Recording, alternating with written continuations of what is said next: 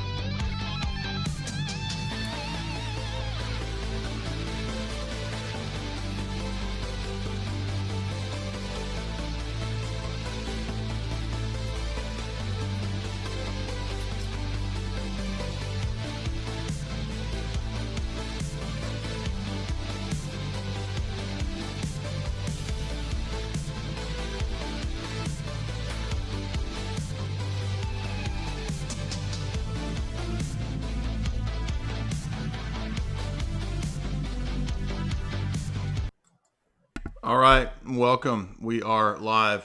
Thank you again, always, to Amid the Ruins 1453 for that lovely, beautiful retro synthwave dire wave that he made. And also, our friend Amid the Ruins did make a Deacon Soren wave, so that you can go check out Ananias wave if you go to Amid the Ruins 1453. I always forget to add his channel. I'm sorry. Please forgive me, Amid the Ruins. Father Deacon, how are you? Hi, good to see you, Jay. And yeah, that was your deacon doing the guitar solo. No, I'm kidding. Wouldn't that be great? I'm going to add his channel while I'm thinking about it. Thank you. Amid the Rooms. Yeah, it's great. So, and he also did a David the Real Medwhite wave song too. That one was cool. So let me add that to the show description. Anyway, welcome everybody to today's stream. We're going to be talking about Aristotle. I did an Aristotle stream, or actually 2 or 3 many years ago, but I'm sure they will be deficient because I am not a expert in Aristotle. So I don't know if Father Deacon likes that phrase. Maybe he does, maybe he doesn't, but he is definitely more schooled in Aristotle than I am. So we're going to ask him to help us give a introductory basic grasp of Aristotle. I'm going to mention some books that have helped me and how it relates to, the patristic period, how different church fathers utilized Aristotle. So if you would, Father, how would you break this off? How would you start out by saying, who is Aristotle? Why does he matter? What do we need to know about his philosophy? Yeah, so I'm afraid to call myself an expert in anything, but I have spent a substantial amount of time, both in undergraduate and during my graduate work, in Aristotle.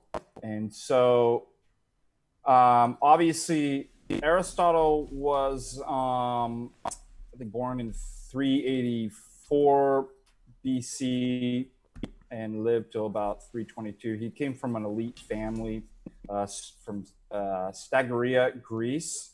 He was a student of Plato. He was also a teacher to the very famous Alexander the Great. He also started his own school. So you had Plato's Academy and... Hey, Father, we might have to ask you to turn the camera off because it's jittering a whole lot. It's kind of I mean, we can see if it clears up, but I don't want you to have to, lose any of the content that you're saying if the camera's taking up a lot of bandwidth. Okay, let's see.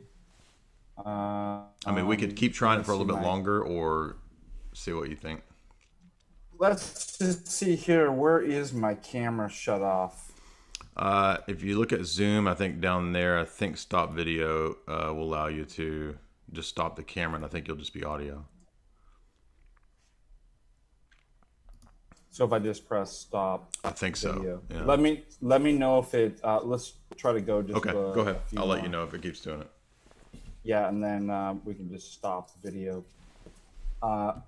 So, anyways, there are some significant departures between Plato and Aristotle. Of course, there are those who, I mean, it's divided in the scholarship, how people read Aristotle. I mean, I guess this is the case with any philosophers, that you kind of have these different schools that will read the philosopher in one way versus another way. So you have those scholars that are traditionally have read Aristotle to be in contrast to Plato and this kind of what we call Platonic idealism, in which Aristotle's seen more as an empiricist. And then I'd say probably a minority view are those scholars that would see Aristotle more in line with his teacher, Plato. And so we'll talk a little bit about that. And again, you get different commentators and different Aristotelian scholars picking up on that. So let's talk about real quick. One of the things that all of the ancient Greeks, starting with the pre-Socratics, they were concerned with the notion of change. How are things changing? What principles can we talk about and employ to explain why things are changing? And among that conversation is an idea of things that don't change. So the idea with Plato was that, and again, this will go into a conversation about what's called ontology, being or reality. So for Plato, what made something be what it is? What is the one in the many different instances? Mm-hmm. I think there's a line out of the Republic where he gives kind of a provisional definition for form, and what in Greek is called eidos. It is the name that we give, it's the same name that we give to multiplicity. So if you pick out multiple objects by which you give the same name, i.e. chair, what you are naming is the one in the many form.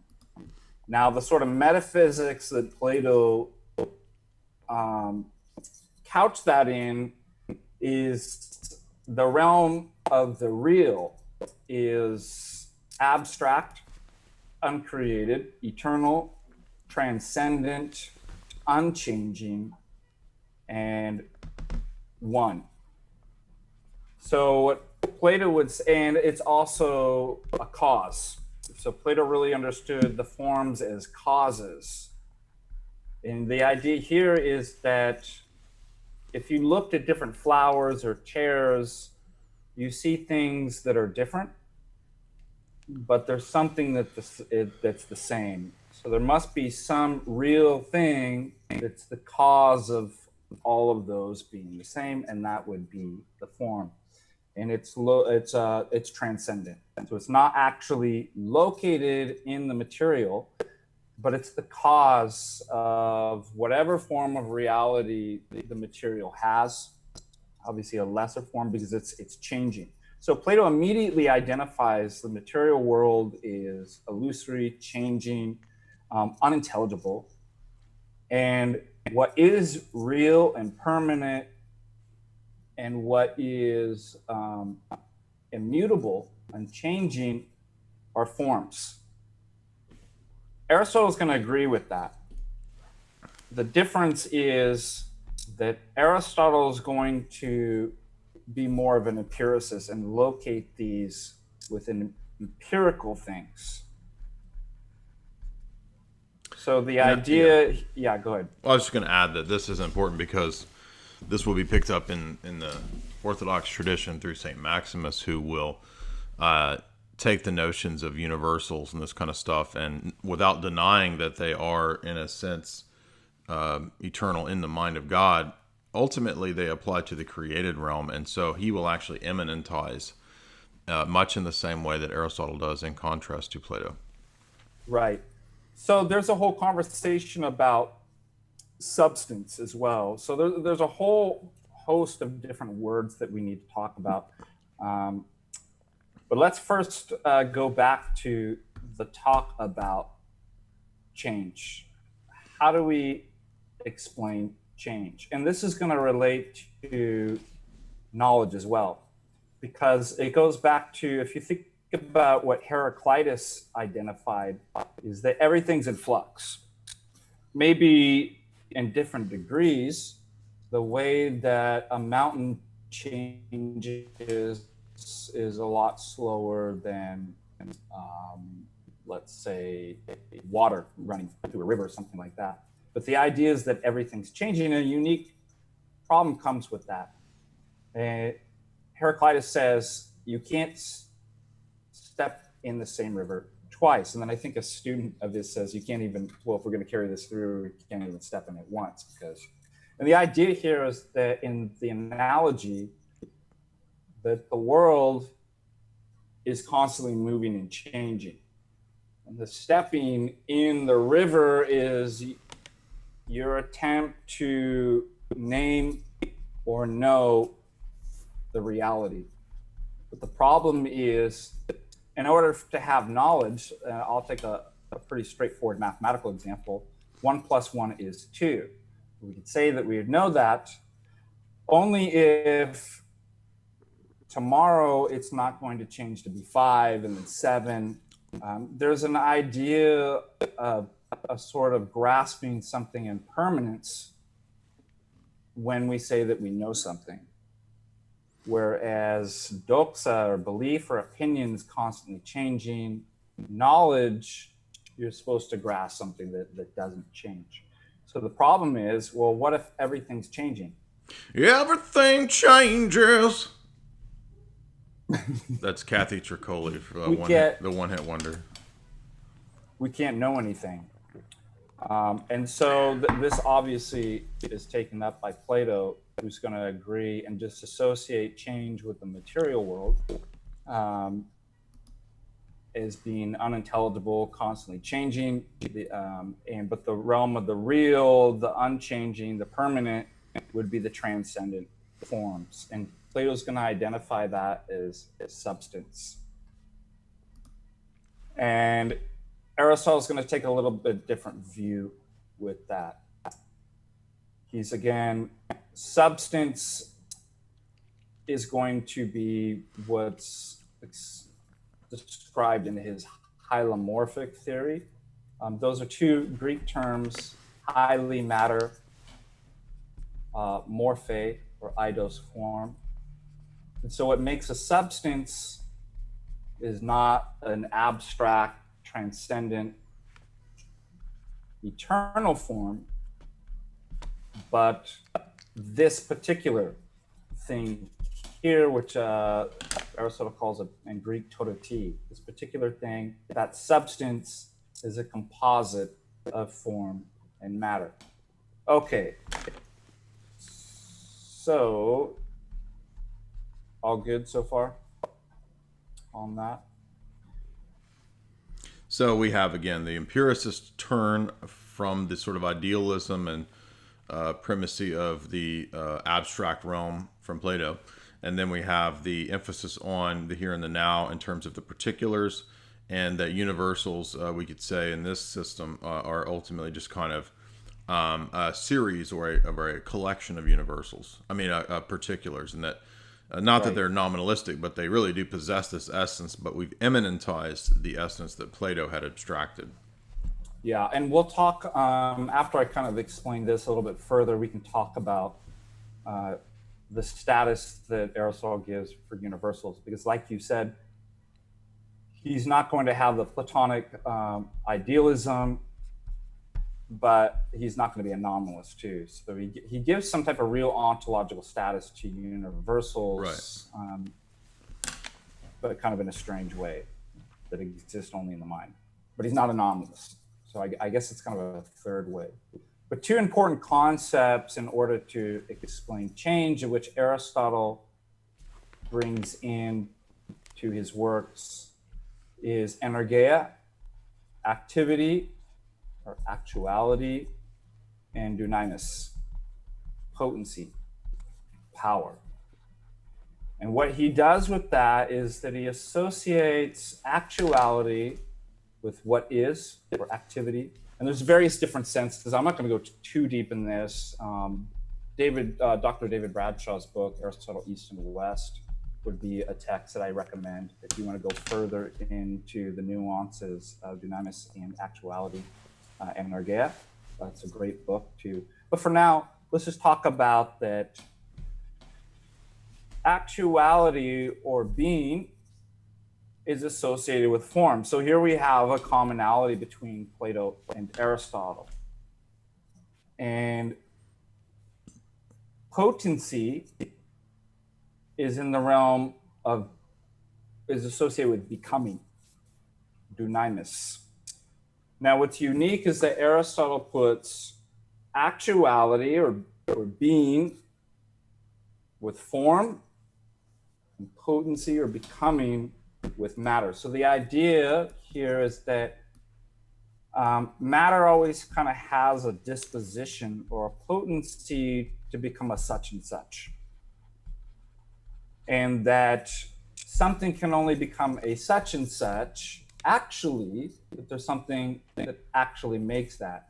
So for example, if your water is cold, well, water has a disposition for lots of various things, lots of potential actualities. But how do you make what's potentially cold actually, what's potentially hot actually hot? You need a principle of actuality, of being. So here's the idea with Aristotle that the form, what actually is what makes matter be such and such. Or an activity, or the energeia, is what will make matter become something else. So there's a couple other principles that are necessary in order to explain change. So we need actuality and potency. And then a notion of privation. So let's just talk about, for example, change of place, which is called local motion. So if I'm standing here, I'm potentially many different places. And I need to actualize that. I need to do an activity. So what I'm going to appeal to is that I'm not at the other side of the room. So I have a notion of what's called privation.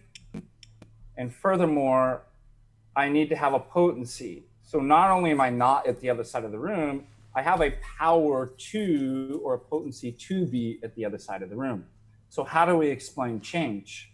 According to Aristotle, it's the activity or actualization of that potency going from not being at that side of the room to actually being. So the process or activity, the actualization of that potency, is what Aristotle describes as change. And then we could apply that to empirical things within nature as well. So for example, there is no oak tree here. So the notion of privation. And then if I have an acorn, no oak tree here, but an acorn has the power and potency to become an actual oak tree. But there has to be an actual oak tree that activates the matter to become the oak tree. I think Aristotle says, for what does where does the thing proceed? From whence it came? No, it has to proceed to that from which it came. So there has to be a power of actuality that changes potency into the actuality. And I think Aristotle says something that, I guess it kind of answers the question, which came first, the chicken or the egg? People think you can't solve that. Well, Aristotle, in an indirect way, does answer that and says, so what's a chicken egg? It's a potential chicken. And a chicken is an actual chicken. So which came first, the chicken, the actual chicken, or the potential chicken?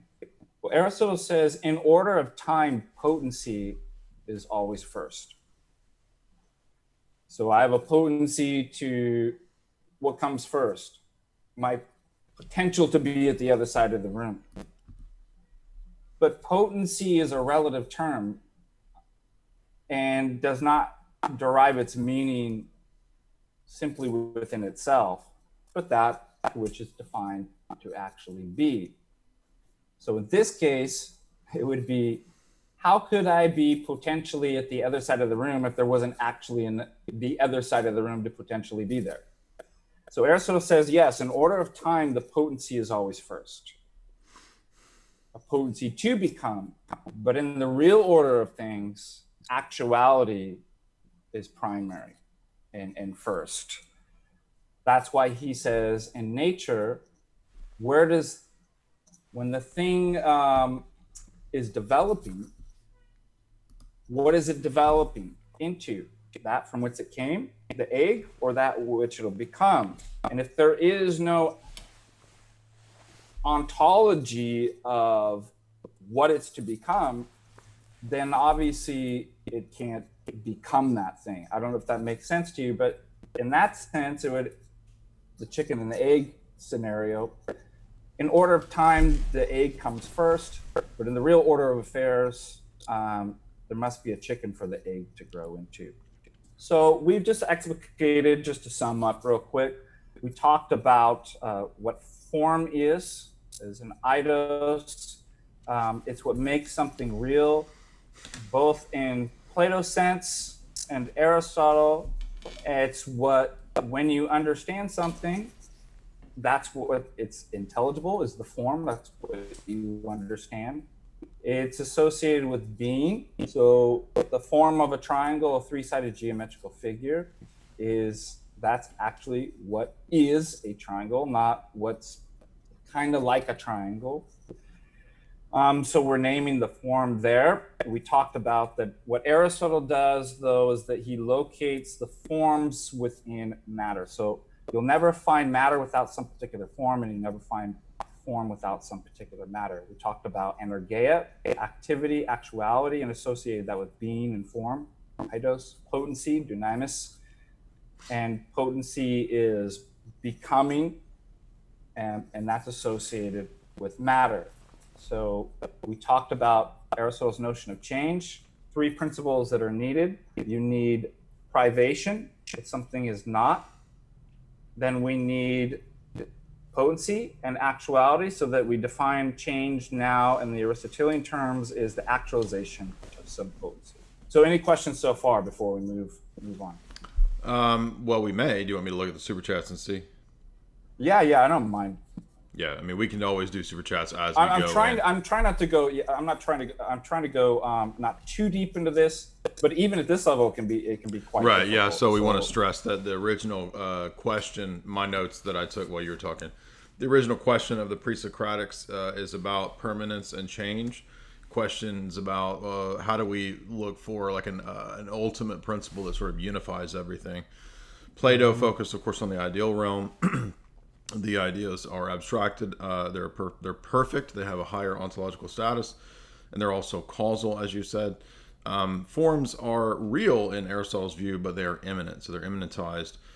So contrary to Heraclitus, instead of everything being flux, we're looking for a way to ground our perception, our ontology, our metaphysic, all of these things, our logic in the external world, not in a realm that's beyond perception, but actually taking Plato's ideal realm and sort of smushing it into the here and the now, while still giving place to the here and the now, right, to the created world. And hence, that's what leads us to the hylomorphic matter-form dualism theory. Substance is common to different types of things, but it's also composite.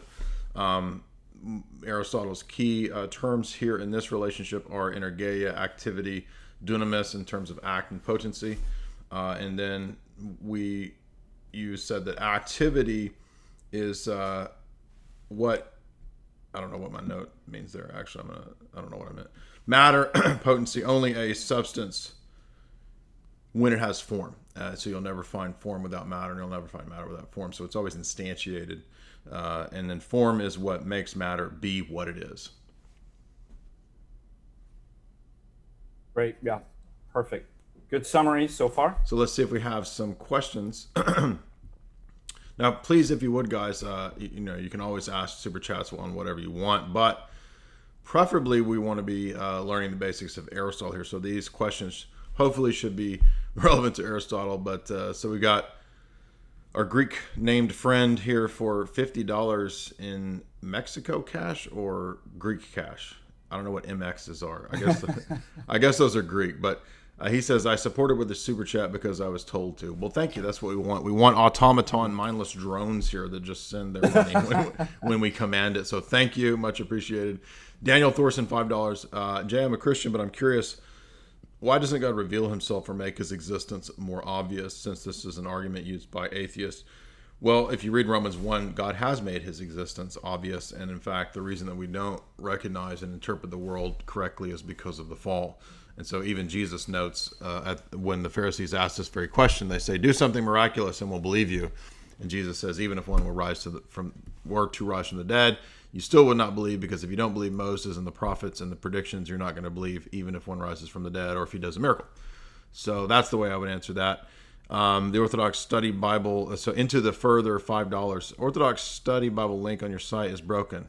Can you fix it? Yes, I think I linked to one of the monasteries for that, so I'll have to fix that. I am beginning to convert. I love the content from both of you guys. Well, God bless. We're glad to hear that. That's what we like to hear. So I don't see any Aristotle questions yet, but if you guys want to ask, that's fine. If you guys want to ask Aristotle questions, feel free to preferably bring those to the fore. But of course, we will accept Soviet-backed cryptocurrency as well. Father Deacon, go ahead if you want to move into the next stage of helping us understand Aristotle.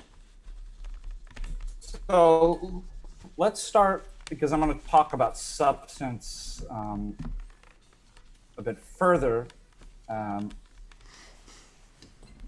Substance. Can I ask you a preliminary question first? Mm-hmm. Yeah. Before we move to the specifics, maybe because a lot of people I think in the chat might not even know why this is relevant.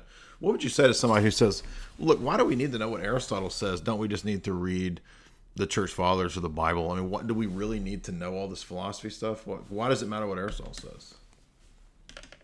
Right. I don't know. No.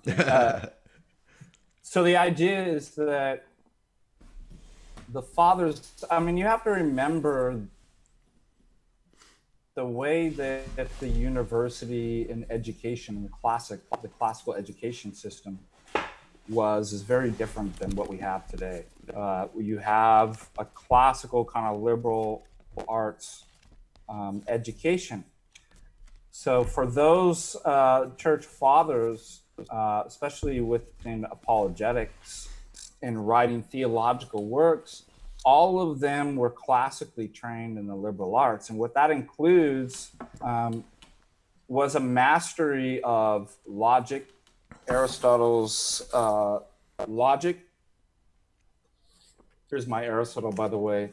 Look at this. It's so used that it's I've had to duct tape it. Now, well, too bad you ain't worn out your Bible like that. Yeah, that's right. That's what a evangelical. That's exactly what. I'll go find a worn out Bible. The philosophy and deceits of men. The deceits and vain That's philosophies. Right. This is the Bible of the devil. Put that philosophy down. Once you open that book, you let the devil in your mind. Now, all the church fathers had read Aristotle and Plato in the various classic texts.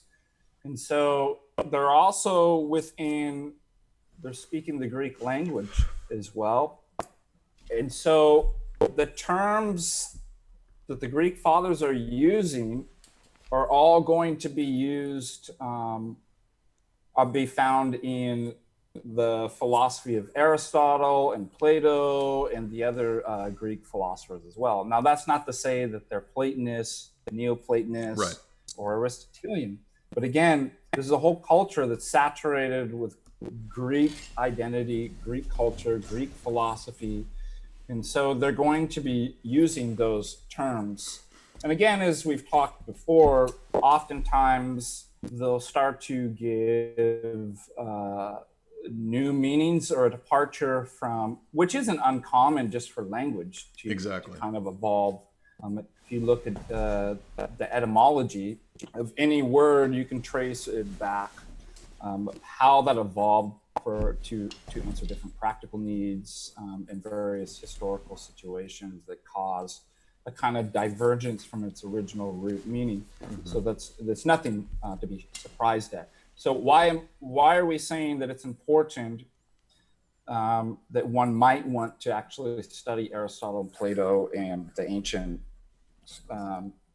It's because the fathers are using terms that if you're not familiar with at a basic level within the ancient Greek philosophy, it's going to make understanding the fathers very, very difficult. Right. So, for example, we're going to talk about St. Maximus Confessor.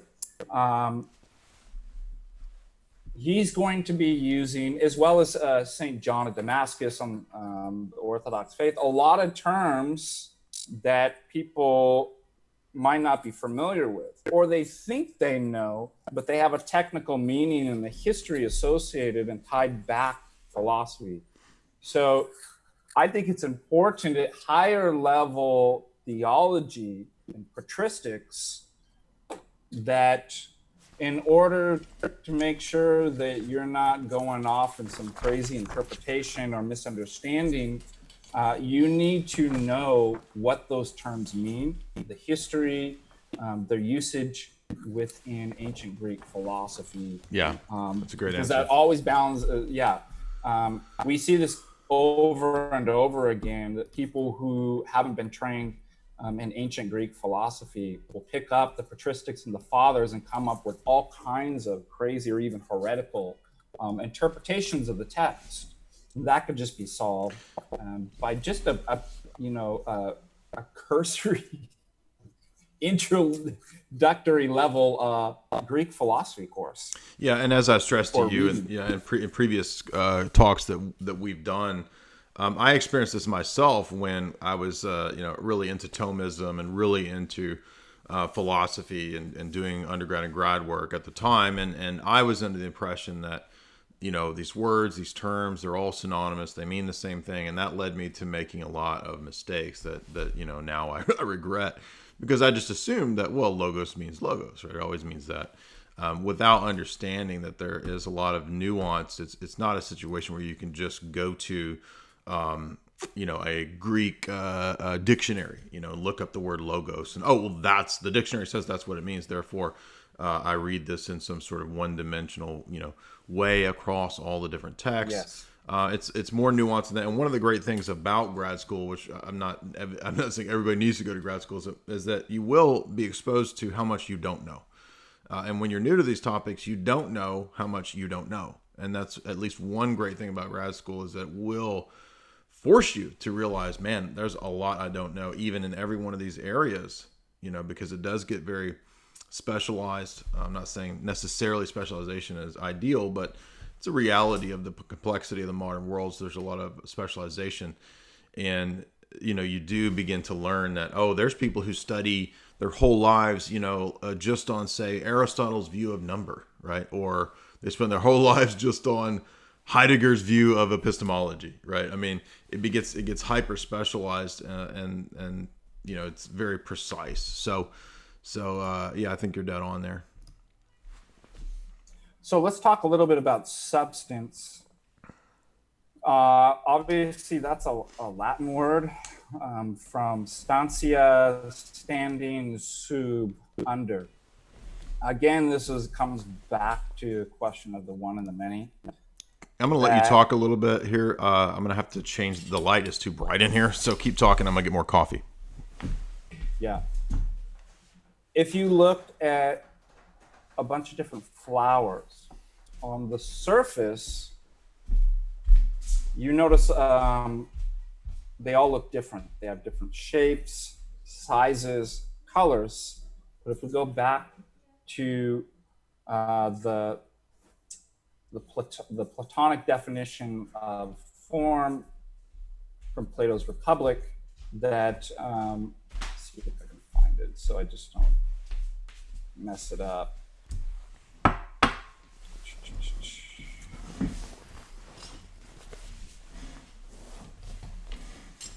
The one common it's not there. The one common name that we give to a variety of multiplicities, in this case could be flower.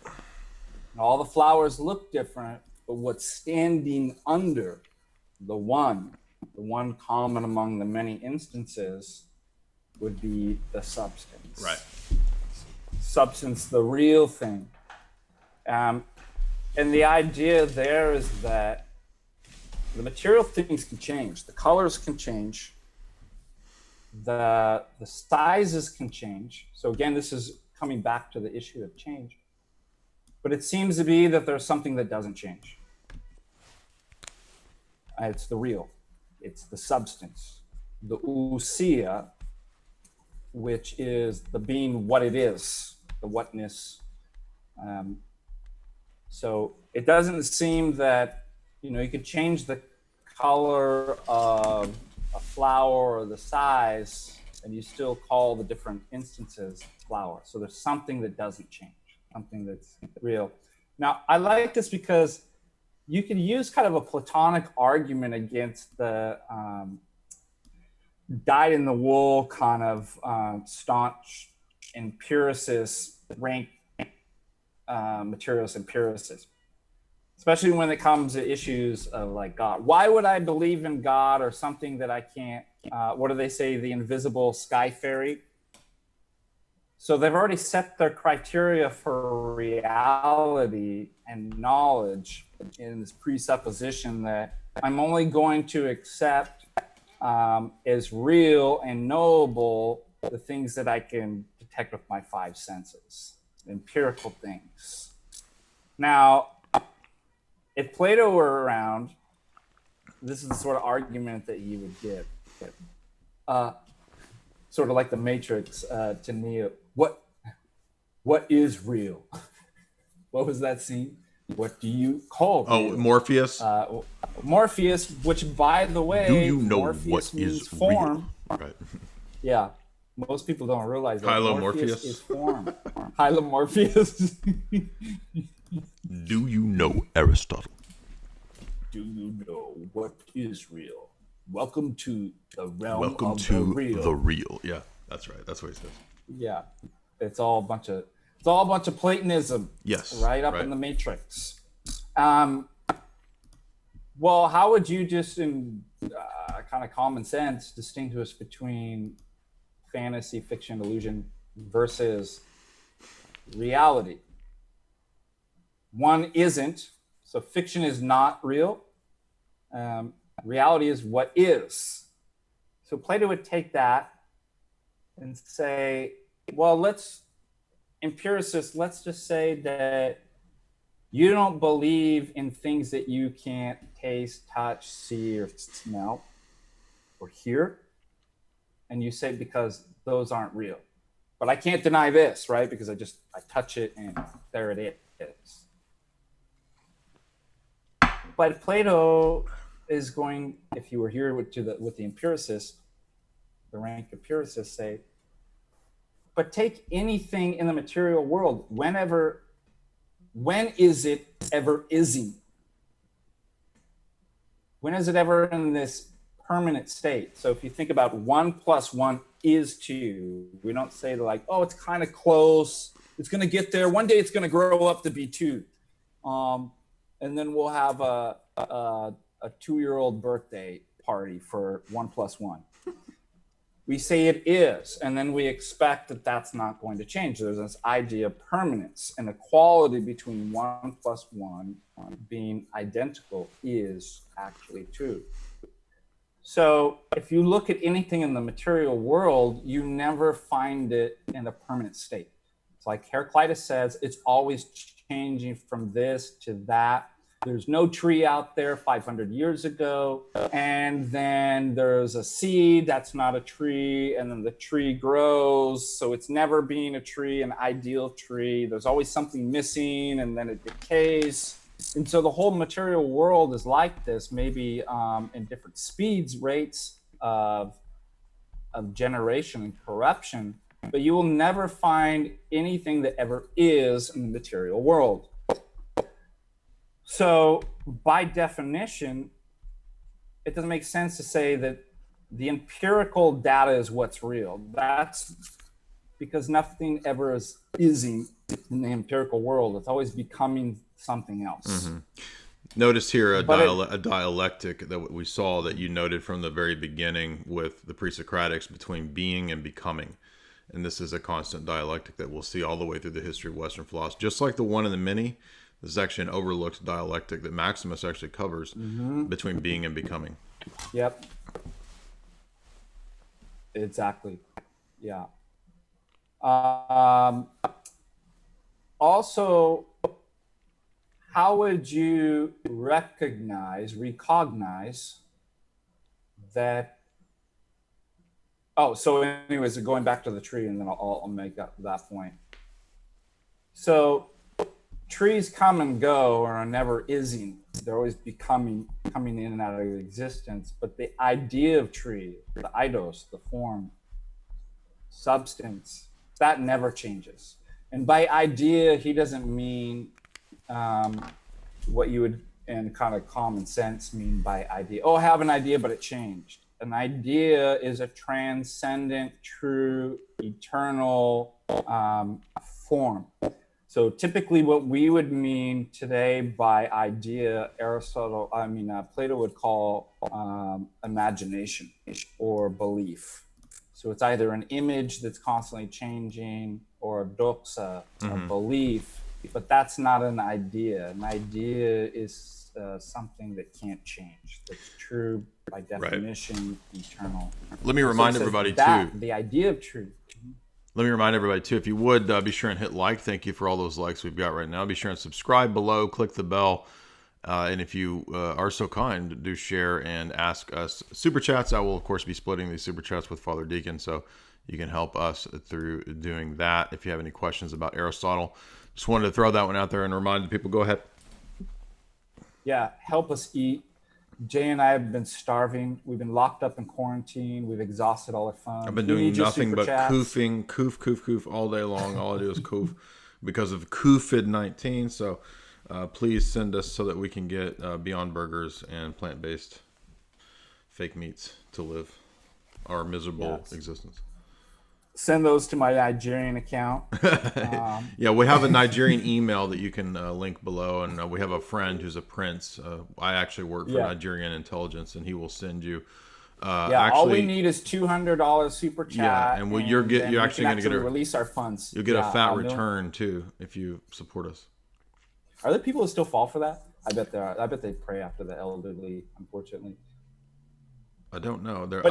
I heard there was a documentary about this, or people actually. Another advantage to studying Aristotle and philosophy: you won't get scammed. You won't fall for Nigerian email scam. Okay. Not only will you be able to understand the patristics and think correctly, You won't fall for the internet email. Because you will use logic properly, right? Correct. So what doesn't change is the idea of tree. So he inverts the empiricist's objection on himself and refutes the empiricist. Thus, that by the definition of real, all your standards, what you say is real, is not real. Because what real is what is, and things in the empirical material world never ising. Only in the ideal world of forms could something be permanent and be associated with being and isness. Furthermore, how could we even identify or recognize a tree unless you had the eidos in your mind? Wouldn't it just be what David Hume says, a manifold of sense impressions? Colors and different, I don't even know if like color, because that would be some type of form. But you just have all this kind of bombardment. Think about just kind of like a bunch of molecules hitting you. Yeah. How is it that you're able to say, oh, here is a tree, that's a car, and here is a burger, and here is a man, Socrates, if you don't have an idea in which to subsume and categorize all the sense data under? So really, it's the things, according to Plato, that you can't see, the immaterial things that are most real, and also the principle of knowledge. I think that's actually a pretty good refutation of materialism and rank empiricism. Yeah, I agree. So substance, real things, what something is, the one and the many are kind of transcendent, true, ideal. For Aristotle, he's going to invert that. So he's not a rank empiricist, but he is a type of empiricist. Right. And I guess Aristotle would say, well, how can you, and again, it's, Jane, you talked about this, it's about your presuppositions, your epistemic starting points. So Plato has certain presuppositions and starting points that leads him to the sort of conclusions that he arrives at. So does Aristotle. And one of the things Aristotle starts with is that the mind is nothing before it thinks. It's a pure potency, a tabula rasa, a blank slate. And you have to have forms written on it. Whereas Plato is going to have innate a priori knowledge. Aristotle is going to emphasize the a posteriori nature of knowledge. With that presupposition, guess what? You're going to have different conclusions, aren't you? Mm-hmm. One of which Aristotle's going to say, well, wait a minute, how can you have the idea of tree unless there are individual trees? Now, that would only follow if your mind is a tabula rasa, okay, and there's no abstract form of tree, which you have innately a knowledge of because of the whole theory of recollection of Plato, blah, blah, blah. Then, of course, you're going to conclude, yeah, you can't have the idea of tree unless there's individual trees to exist. So what he's going to say is substance is a particular thing. In fact, he says that substance in the truest and substance in the truest and primary and most definite sense of the word. So strictly speaking, is that which is neither predicable of, i.e. said of a subject, nor present in a subject. For instance, the individual man or horse, that is a substance or a real thing, what something is in the truest sense of the word. Now you can imagine somebody raises a question or objection. Oh, well, what about the idea of, what about horse or man or genus and species? Are those not real? Are they not substance? And Aristotle says in a derivative sense, in a secondary sense. So they can only be called substances within which a species, the primary substance, are included. Those also which include as genre include the species. So for example, the individual man is included in the species of man, and the genus to which the species belongs, animal.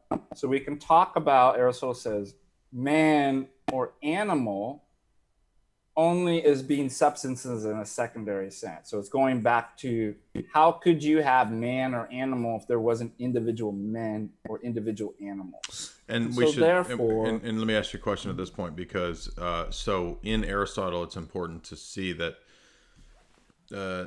these notions are not merely taxonomic. Aren't they also metaphysically real? Yes. So they're not just like classification systems for science. They're also ontologically, they have an ontological status. Yeah. So it's the reason why he is able to do his taxonomy is because he believes there is a real ontological status. And the primary of substance are living beings. So like Socrates or an individual horse. So you could look up in category, in the categories he talks about this. I was going to ask you about the categories here in a bit, but yeah, go ahead. Mm-hmm. And then Metaphysics, book 7, he talks about form as being a criteria for substance. It's never apart from matter. So those are two things that you could look at is categories and metaphysics. But in the truest sense of the word, they're empirical things, individual things. The word is, for particular thing, is tototi. And then again, that goes back to the hylomorphism too, is that what a substance is a composite, is a compound of form and matter. So form being the essence, what it is. Matter in and of itself has no principle of reality or intelligibility. So what makes material be what it is? The actuality of the form, the being, which is immaterial. So that's what I'm saying. You can't be simply associated with a rank materialist or empiricist. Yeah. Because he does believe that form is not matter, i.e. immaterial. He just doesn't have transcendent, eternal, abstract, ontological status apart from the material which it forms. Also, he talks about form is a ratio or pattern, and the cause of the matter being what it is. So I'm trying to remember what does he say? I'm trying to remember where he talks about the octave. Let me see if I can find real quick. The octave 2 to 1. If anybody knows in music theory. So there you have, and he says that form also is the genre that includes the parts as well. So it's the ratio including the parts. What are the parts? 2 and 1 put together into a pattern or ratio that makes a thing that we call, or is the cause of the thing we call the octave. Does anybody want me to find where that? I'm trying to remember where he mentions. Well, if you want to look for that, I'll recap that. So we have in the second part here the notion of the distinction between substance and accident. Substance being what that thing is in terms of its essence or ousia, and then accident being the qualities that an object possesses that can change or can be interchangeable and still not affect the essence, that which thing must have to be that thing, right? So that's important to understand. Again, we're trying to pick out how we can find unity and identity in the world in the face of the objections people like Heraclitus and previous philosophers who saw the world as perpetual flux. And the fact that Aristotle did not find Plato's answer against those previous questions that convincing, and so he modifies Plato. And then we have the dialectic between being and becoming in the world, which is, again, what we're talking about here, the problem of the one and many, the problem of being and becoming. And then we have the question of eidos and what's in the mind as opposed to the relationship to the thing. This is still something that I don't understand exactly in Aristotle, which is the question of what is the ontological relationship between what's abstracted and in the mind and the objects themselves in terms of their ousia or their form. And there may not be an answer in Aristotle because it's, these kinds of areas do become problematic in a lot of the philosophers. And then I want to talk about the categories, but did you find what you were looking for? No, I'm trying to think if it was in... Got to be in the metaphysics. I really like that. Sandwich Heels says for $5, why would I listen to Merlin's owl from...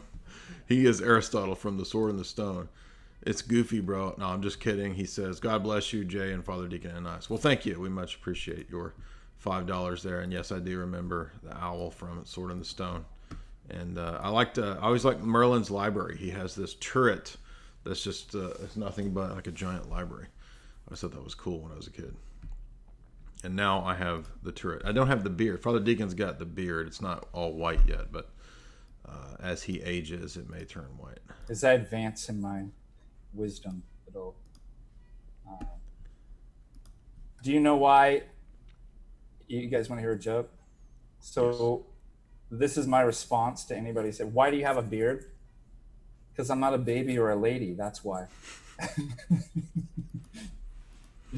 I'm going to go search forever for this. By the way, here's a good quote. I don't know if anybody knows who it's originally... You could be the bearded lady at the circus. I don't know who it's attributed to. I don't think anybody does. But Aristotle is said to be nature's pen dipped in nous, mind. How cool is that? Say it again. How do you... What? Nature what? There's an old saint, Aristotle, nature's scribe,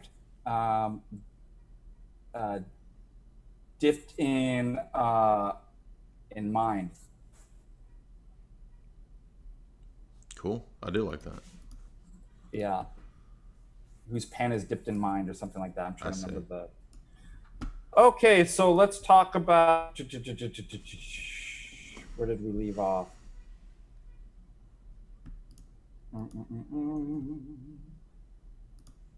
Substance, ousia. So just to recap, for Plato, substance and real things are pure forms that don't exist in the material world, but they exist independent of matter. So todotes, which exists as a composite of matter and form in the physical world, and substances in a secondary sense can exist in the mind as ideas, as classes of genus and species like man or horse, but only derivatively so when abstracted from particular things. Good summary so far.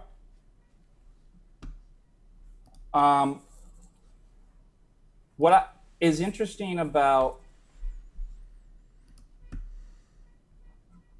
Aristotle's theory of forms is when this moves into a conversation about mereology of parts and wholes.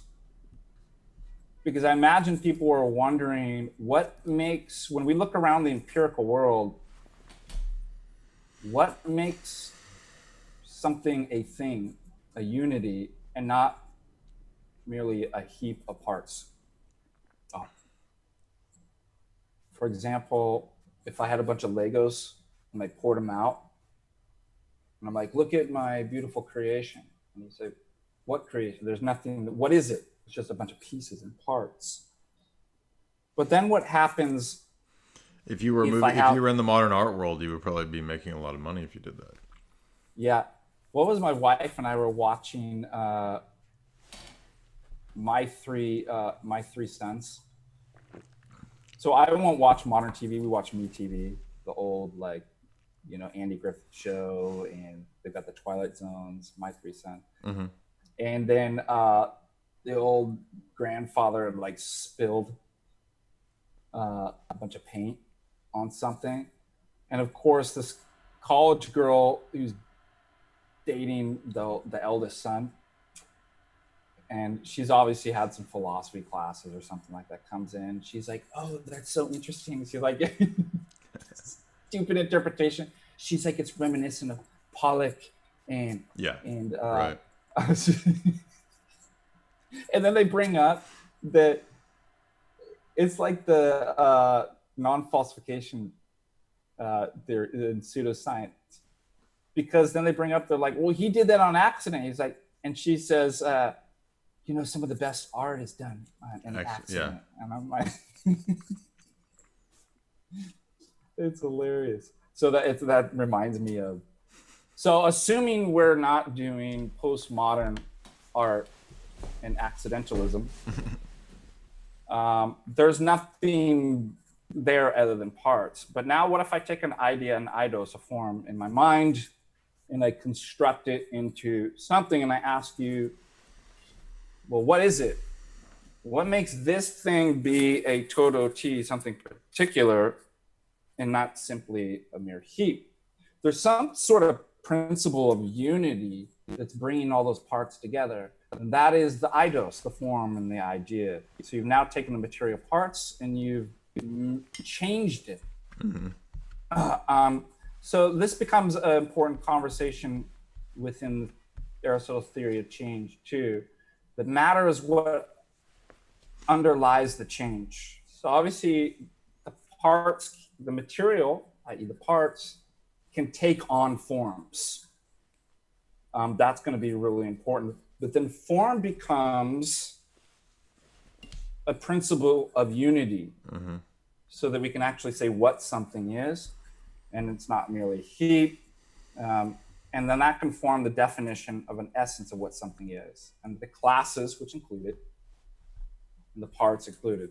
So for example, what makes Socrates be, why isn't he just a bunch of molecules in motion? By the way, there's certain things, I'm not saying you have to be an Aristotelian, but what's nice about studying philosophy is you can pick up from different arguments from Plato, even skeptics like David Hume, you can pick up from Aristotle, and use those in your own apologetics to critique other positions. So one of the things that I do appreciate about Aristotle is that he presents some really great arguments that we can use against those kind of subscribe to scientism and what's called reductionism.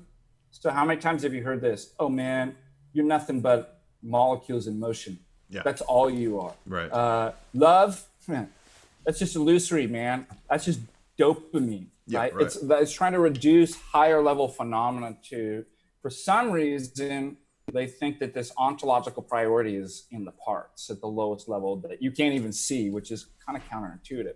So down at the bottom, the things that we have basically no way of detecting, you're saying that's the real stuff? It's kind of weird, isn't it? It is weird, yeah. But I mean, that's actually more of a propagandist type of position than it is actually a coherent position. Yeah. Propaganda. That's another good reason to study philosophy. Don't get fooled with propaganda. So what's nice is Aristotle's anti-reductive. And what I like to, when we get into mereology, so in order to perform a reduction and say that the whole is simply equal to the parts, for example, I don't know if I took a pizza pie, okay, and then I have all the parts, the pizzas, the individual pizzas. I could reduce what is the whole simply equal to the sum of the parts of the pizza. I performed a reduction. So in modern philosophies,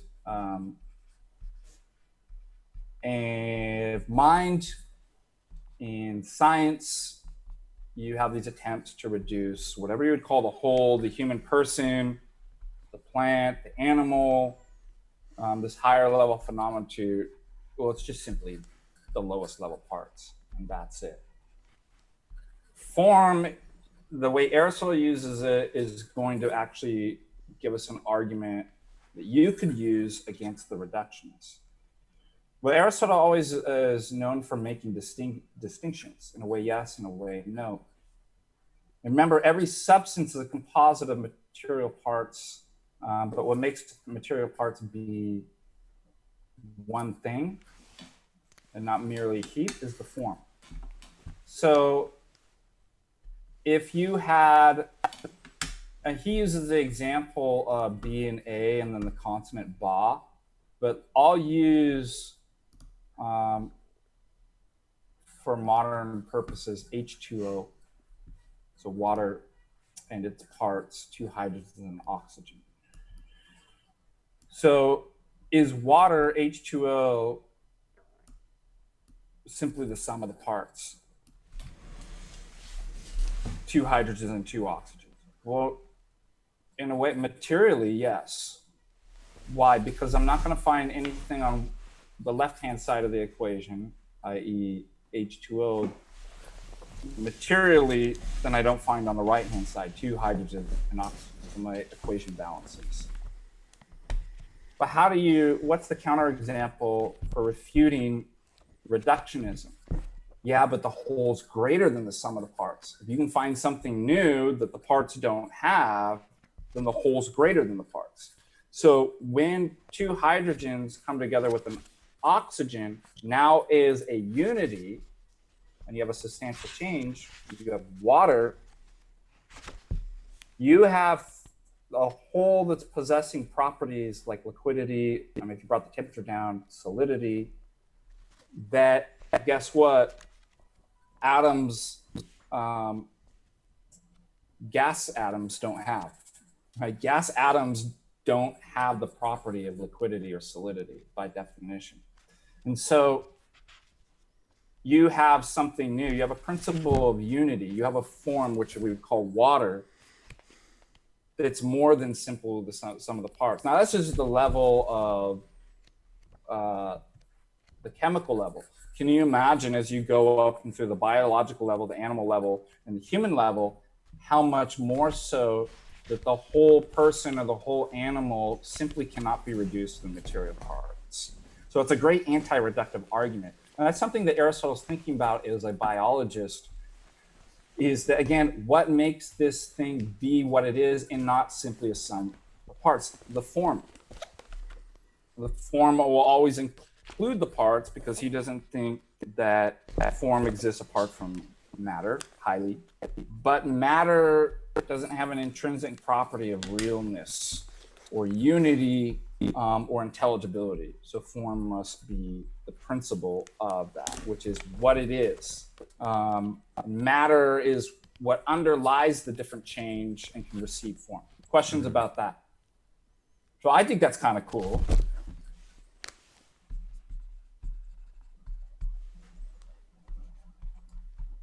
Oh. Yeah. So I would add to, now I've got some stuff that I want to ask you about, if that's okay. Yeah. But I don't want to interrupt your flow if you've got more. We do have a couple super chats, so you want to keep going with your flow, or do you want to? Let me just add one more thing, sure, and then we can open up for super chats. Another unique thing that Aristotle brings in is his conception of causation. So your notion of causation would probably our notion of causation. Whatever has an effect as its consequence is called a cause. But cause is derived from a Latin word, various Latin words.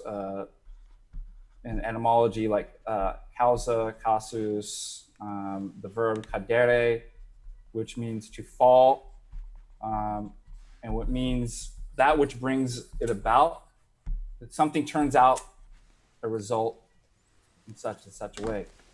So my parents are a cause, right? I fall from my parents bring it about such that I turn out to be in such and such a way. The Greek word, I think, is a bit more robust, ation, which means that in which something else is indebted to. So I'm indebted to my parents, or that the being responsible for bringing something into appearance or occasion. So it's a type of explanation that's an indebtedness. So whatever the effect that you're seeing, whatever you're seeing, there's an explanation of that. So why is that the way it is? Or how did this come to be? It's indebted to something else to have the appearance or being that it does. That would be cause. And out of all the types of explanations that you could explain that, Aristotle believes that you can categorize those into 4 types of explanations. Well, as far as indebtedness, what is the house that you're living in indebted to? Well, in part, the materials, right? Wood. Well, then you'd name a material cause. But your house isn't just wood, is it? It has to have a certain kind of arrangement, pattern, a ratio in which all the pieces, material parts, are related together into a unity. That would be the formal cause. Then he identifies an efficient cause, which explains the source of the motion. So let's say the carpenter, the construction worker, that's important in explaining how something comes to be. And then the final cause, the teleological cause, the purpose for which it exists. So it's not like you just take a bunch of wood and throw it together. You have an idea, a form, an eidos, in which you put all the parts so they're no longer a heap, but you put it together for the sake of something else, an end product, which is to shelter Jay from the storms, right? And so the final cause, or the end, the form at the very end, explains all the successive sequences of change and processes in that series, as well as the parts and how they go together, so that there's purposefulness within the whole entity or structure. And he believes that in inquiring into the world, that when you have these 4 different causal explanations, you have a kind of a more sufficient understanding of what something is, how it is, and why it is. And so I'll end there, and let's open up for questions. Excellent. Yeah, the cause, the causes is definitely something we wanted to hit on. So I appreciate you doing that. And then could you maybe, before we move on to that, the next, the questions, I've got the categories pulled up here. This is relevant because these will move into later philosophers, the Porphyrian tree, and then St. Maximus will utilize this quite a bit. Could you talk about how we want to understand also substance, quantity, qualification, relatives, location, when, being in a position, having a state or condition, doing. So this is basically the way that we see the world structured, right? And these things are kind of like, in a way, they will transfer later on into people like Kant. And not all of these, but some of these will kind of function as transcendental categories. In other words, even though Kant doesn't necessarily know if they are features of the external objective world, Kant believes that they are at least necessary in the mind for being a schema or structure of how to make sense of the external phenomenon. But of course, in Aristotle, they are features of the external world. And of course, in St. Maximus, they're real. They're not just mental templates for understanding the world. They really are features of the external world. Is there anything you'd like to add on that? Yeah. Would you open up with me to the word of Aristotle? Don't take my word for it, but let's turn to the word of Aristotle. You've already got evangelicals in the chat like saying, "Don't call him father." Now you're gonna, oh no, man, father. now you're gonna drive them crazy with, please open your Aristotle to chapter 5, theta, zeta. Categories, chapter 2. No, excuse me, chapter 4. He defines what are called the 10 predicates, 10 categories. Now, let me just contrast this with the whole, how this came to be is, remember Plato's conversation about that all things and being and forms participate in the form of the good. And so there was a univocalness, a univocity of goodness through the multiplicity of beings and things. Aristotle is going to depart from that. And when it comes to, and you get this within his logical works and categories, that being isn't said univocally. So, for example, let me give you a series to illustrate this. By the way, where is Aristotle says, let's see,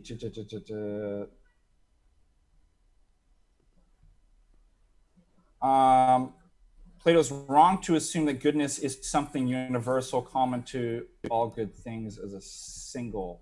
Okay, so the example here is goodness said in the same way when we say Socrates is good?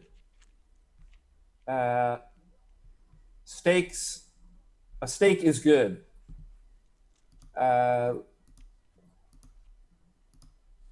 Give me another example. Well, not eating too much is good. A cookie is good. The way that we say good is different in a sense, in every sense that we say that.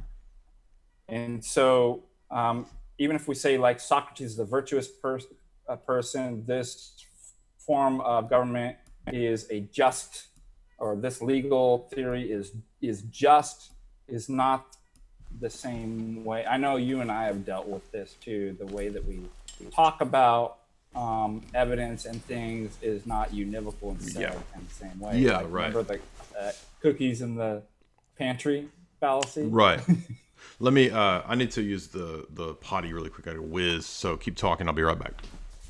Okay.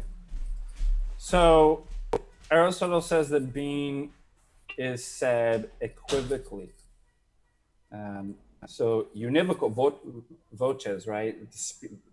Speak, like a unibrow, one, unicycle, one. Do we speak about being in one way? So we say Socrates is, or subject is, predicate, subject is, predicate. Is said and a being, is it being used in the exact same sense? No. Well, in fact, when we say virtuous person, modifies the way something is. When we say a legal theory is just, it modifies the way being is. So being is not univocal, it's equivocal. It can be said of in many ways. How many ways? As many ways as you can predicate and say is the idea. And of that, Aristotle is going to categorize those into 10 categories of being. Okay? So the first one, something can be a substance. You can talk about things as a substance. We talked about this previously when I was talking about Aristotle's theory of substance. substance in the primary and truest, most definite sense of, and then secondary. So this man, Socrates versus man, this horse, what's a good horse name? Cosby. Yeah, don't we have a bunch of like horse when they race? Samuel Hyde, our steed, Samuel Hyde. Versus horse. So you can talk about things being substance. We can talk about things in terms of quality. Aristotle says white or grammatical. He says that because Aristotle, deep down in his heart, is a racist. And all of his philosophy is racist. Actually, you're going to hear that now, especially if you take like postmodern feminist philosophy. I think they were trying to get rid of like the ancients, right? How do you do it? It's really easy. You don't even have to use arguments. You use one word that infects everything and contaminates, and it's called racism. Just attach that word to any, and you will win every single argument. You don't even need to study logic and philosophy. All you have to learn is the word racist. When you disagree with somebody, call them racist. So this is what's actually happening in, it always starts with the Ivy League schools, doesn't it? Yeah. Aristotle's racist. Well, we can't have that. We better. Yeah, but I mean, they've gone so far now as to say mathematics is racist. So, because it's oppressive, right. Because it imposes upon indigenous peoples the Western narrative of there being objective mathematical truths and principles, which is not what they accept. Yeah. By the way, dialectics, once again, definitely Marx dialectics of oppressor oppressed. Yeah. You read that into everything, thesis, antithesis, synthesis. So he's not really a racist. And if he is, it's the good kind of racist. I'm kidding. I'm gonna get you. Yeah, let's not destroy the channel right now. Okay. I can't get the lights right, man. I'm just like maybe I'm glowing with another category of being. For example, the divine light. Jay's finally reached. I'm afraid not. I'm afraid it's the Roman Catholic created light that is beaming off of my greasy face today. Barliam would be proud. He would see this as a proof. Barliam would be like, "See, I told you all along. See, it's created light, right. Created grace. If you can turn it off and on, it means it's created." Quantity. Let's see. This arm is 2 feet long. Relation. Double. I think he uses. Let's see.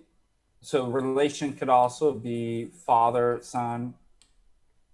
These are all good. So the categories are going to become really important too within the patristic text. Yeah. To be able to understand these. Place. Socrates is in the market. Time. He was there yesterday. He is there today. He will be there tomorrow. Position. Socrates is lying down. No, he is sitting. Let's see. What was the other one that I didn't want to leave out? Did I say state? Like you're having,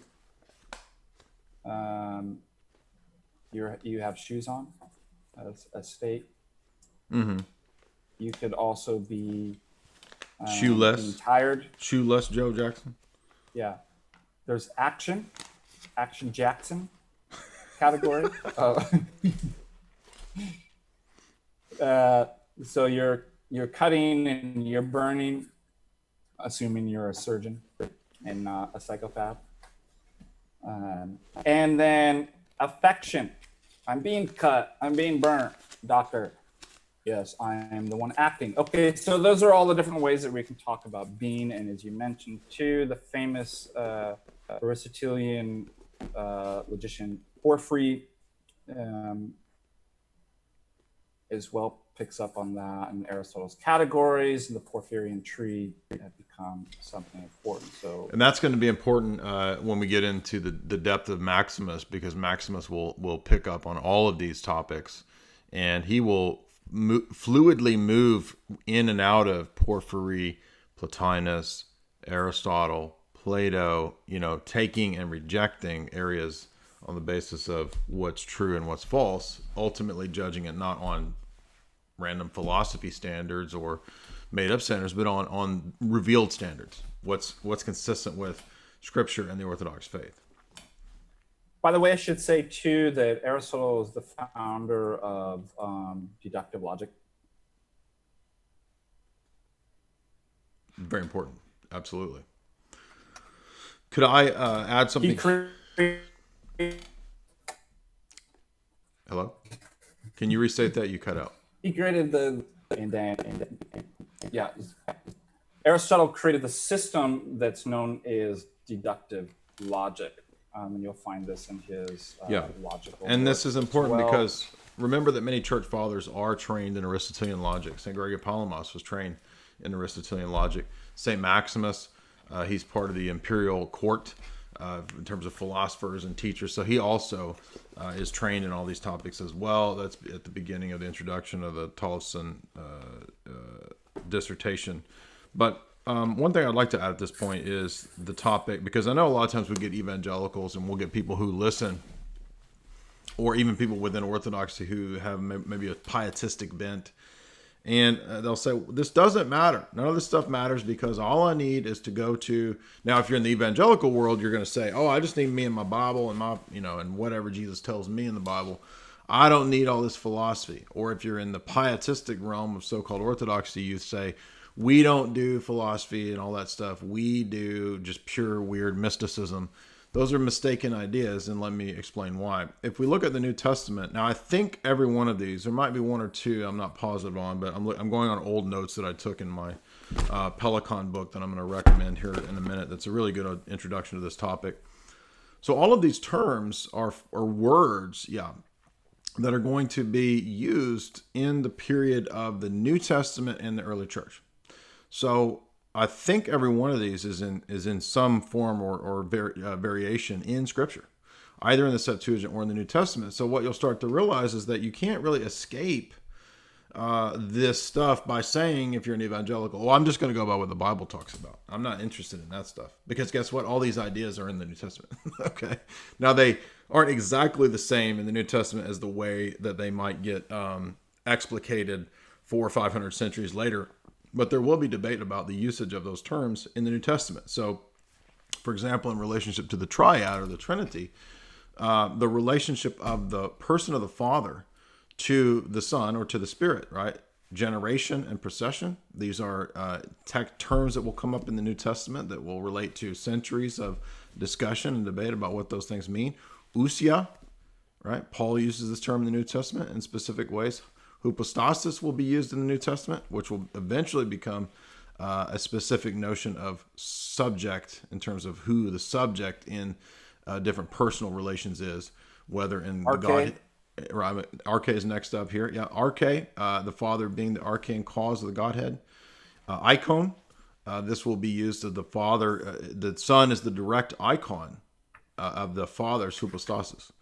I think it's the phraseology that Paul uses. Energeia, many times we know this from the Bradshaw text. If you've read the Aristotle, it's used many times in the New Testament. Logos and logi will relate to the New Testament because even though I'm not positive if logi is used in the New Testament, logos obviously is in John 1. But if you understand the logos theology of St. John, and if you believe that Paul's theology is the same as the theology of St. John, which we believe, then you'll know that when Paul talks about all things being made in, through, and by the Logos, that he's the sustainer and so forth. These are philosophical notions about being, the way that created being exists and subsists, and what its telos is. That's going to be used by St. Maximus, citing Paul in Colossians. So these ideas of Logos and Logi are in Paul. Telos is used in the New Testament. Dunamis is used in the New Testament for In some cases, human power or divine power or demonic or angelic power, and therefore it's also related to the energies discussion. Thelema, right? Will. Is will a faculty or a property of personhood or a property of nature? This will be a debate later on in the Church Fathers. Nous, actually one in many, will be used in the New Testament because we'll have questions relating to the unity in the Godhead as opposed to multiplicity in the Godhead. So the one in the many question will come up, and later Church Fathers will cite the one in the many question, such as St. Gregory of Nyssa, all the way up to Maximus and Sophronius. St. Sophronius will utilize one in many arguments for the triad. The Father as the soul, causer arche, as we said. Tropos, the mode in which things exist. Sophia, wisdom. Now, I'm not positive. I don't think apophasis comes up in the New Testament, but regardless, it's a category that will be applicable to the fact that Paul says that there's nothing like the divine nature in Acts 17. So here you have a whole list of words. And by the way, that's not something I didn't make this list up. Right. If you read Pelikan's classic book, this was an excellent treatment of this whole topic, Christianity and classical culture, he will go through these terms and the way they develop in the Eastern Fathers. And this is a classic work. It's not debated, very well known. It's an excellent book. The rest of the series is also good as well if you do want to read Emergence of the Catholic Tradition and all those 5 volumes that follow that. But specifically on the topic that we're talking about tonight, like, well, how does the thought of Aristotle, how does the thought of Plato affect the ancient world's pedagogy? Even St. Paul, right? St. Paul had education in these topics as well. So we don't need to forget that it's not just a question of, as the evangelical might mistake or the pietistic Orthodox might mistake, to think, oh, this is a later church father thing. I'm just concerned with the New Testament or pietism. Well, the New Testament itself, Paul was educated in some of these topics at least. And so Pelikan will discuss that in especially in this book. So I highly recommend that if you've not read that. But let me ask answer one of these super chat questions we got here from Sebastian Rock for 5. He says, what early church father first articulated the concept of the noose? That's a great question. And keep in mind that noose itself undergoes a lot of different usages. So we don't, for example, adopt the way that Plotinus speaks of nous as like a second person of the Godhead or some immanent force in the whole world that's a world soul. That's not what we mean. We do not mean the Platonic sense of nous.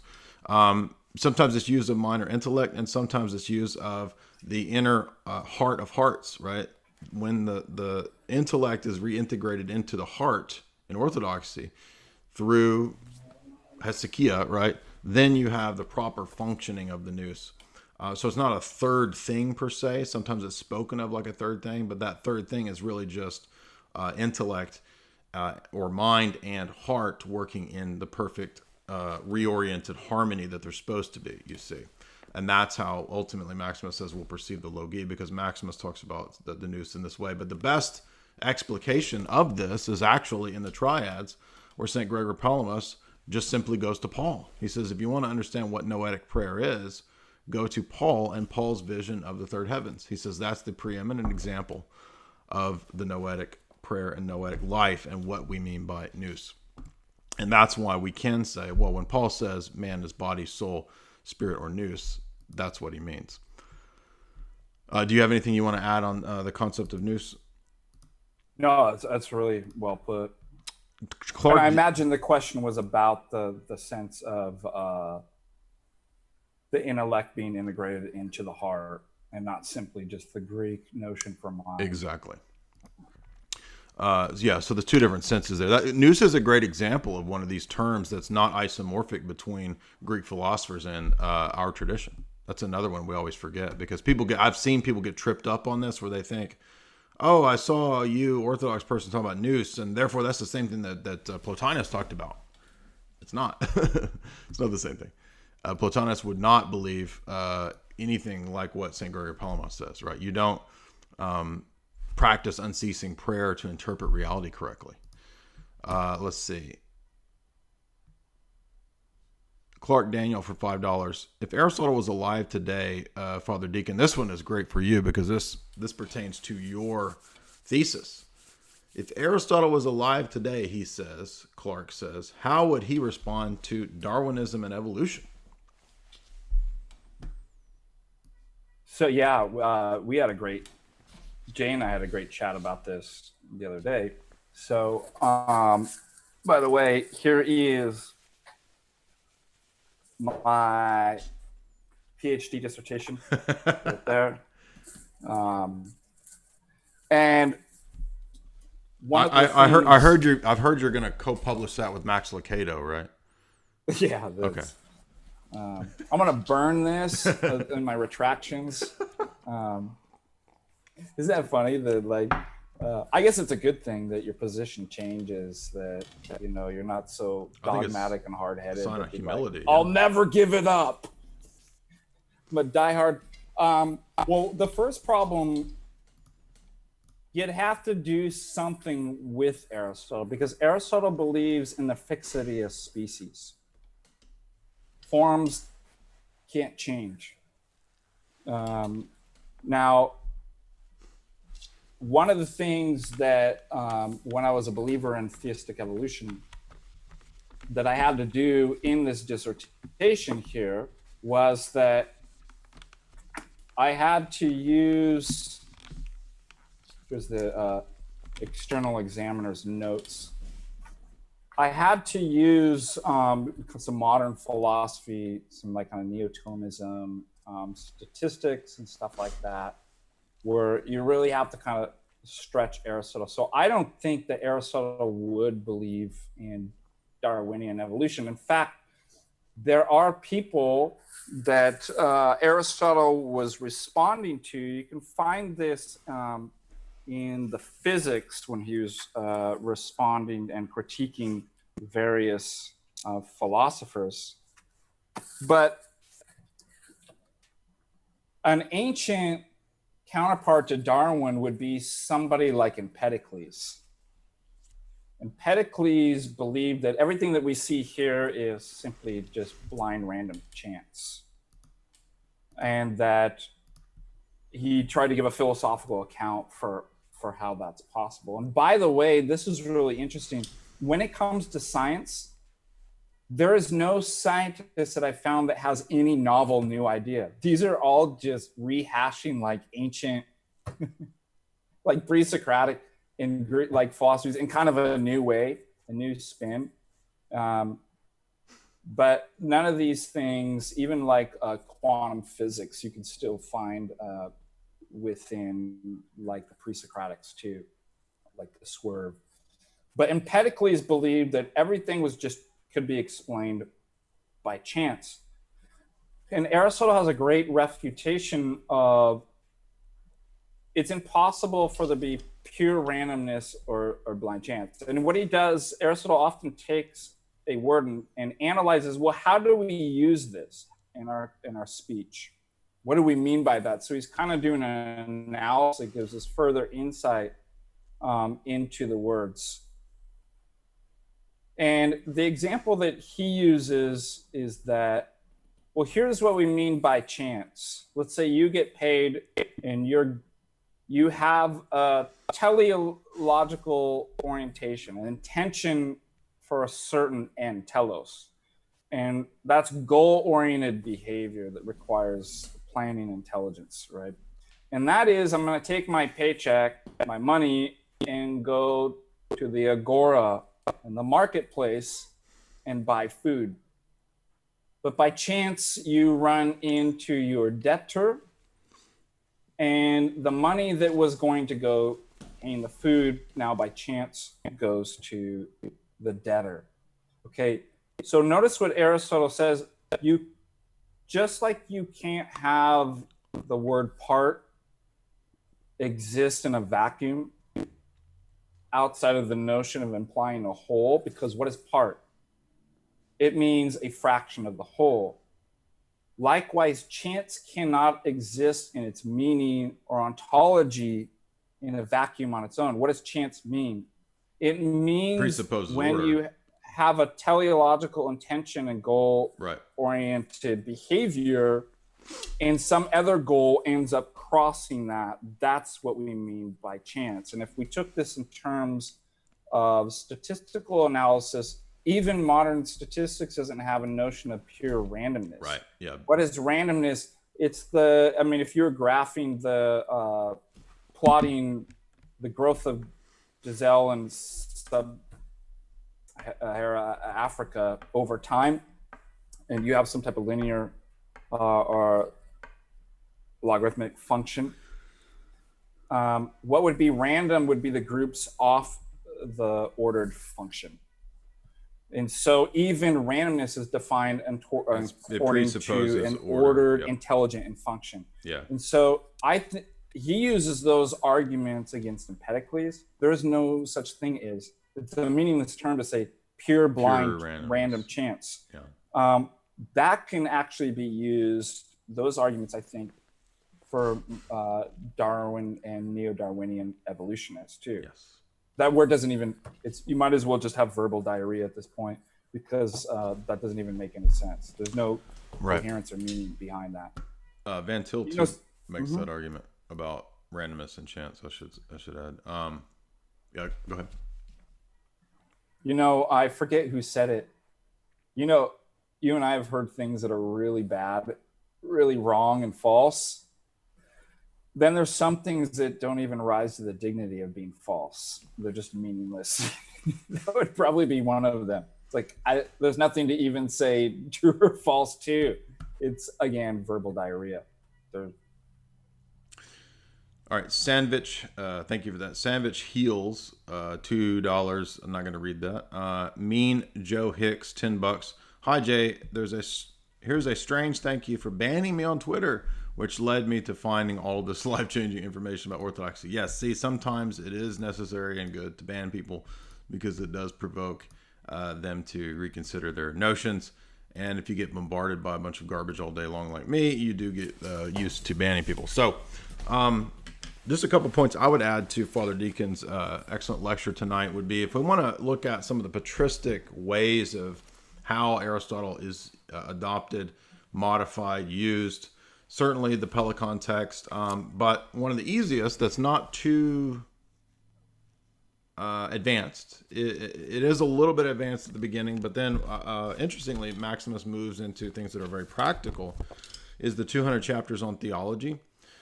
If you want to get into this, you'll notice that he begins the discussion by talking about how God is a principle and also not a principle.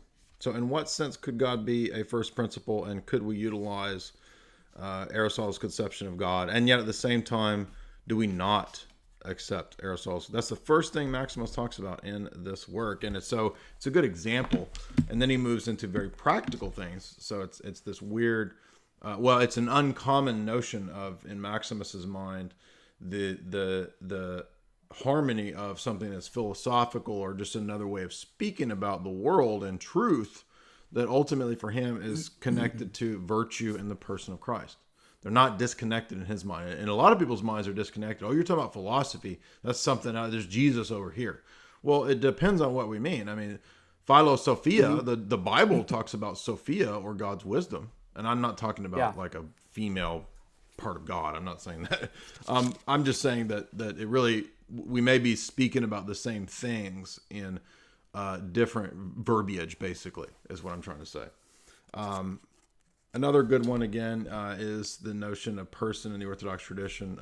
Metropolitan Herotheos has a good, and he will survey just that idea. Well, when we speak of a divine person or human person, how has this been used in the history of philosophy? Another introduction that we will want to be aware of is the philosophical chapters. So St. John Damascus has a whole work that's not too long. It's about, 80, 90 pages, 100 pages, where he says, let me take you through all the words, the terms, and the definitions as close as we could speak of definitions of substance, of ousia, of hypostasis, of inhypostatize, of particular, of universals, of all these different things. And so he'll go through all these, of substance, of accident, right? A lot of Aristotelian terminology, and then St. John Damascus will explain how we use it. And then when we go into the next work, or the the main body of this, which is the exposition of the Orthodox faith, he will utilize a lot of those ideas in the triadology, in the Christology that he speaks of. A little bit more advanced is, of course, God, History, and Dialectic, Volume 1, which will trace this whole debate about Hellenism, Gnosticism, and the topics that we're discussing, the usage of the Greeks, all the way up through the first 7 centuries. It's one of the most important texts on this topic, along with like Pelicon and that kind of stuff.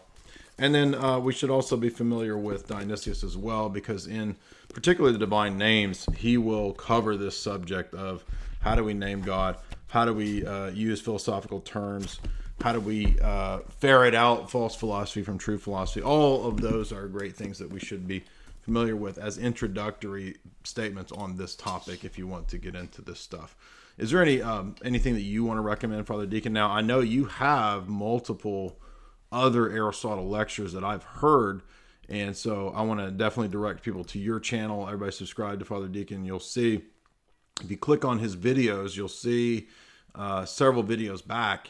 You've got at least 1 2.5 hour discussion on Aristotle, I know, and I think you have more, don't you? I'll do some more too. Okay. I may even do a series of where we can go further in depth.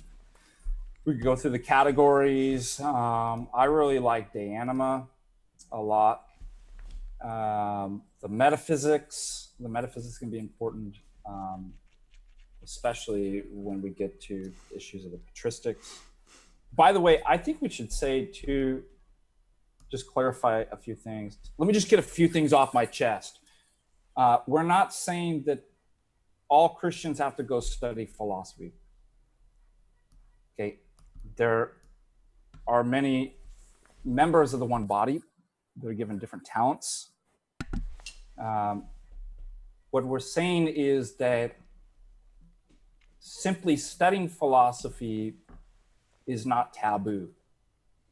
In fact, what we're saying, and I know the evangelicals are always called, but St. Paul says, beware of philosophy. Vain philosophies of men.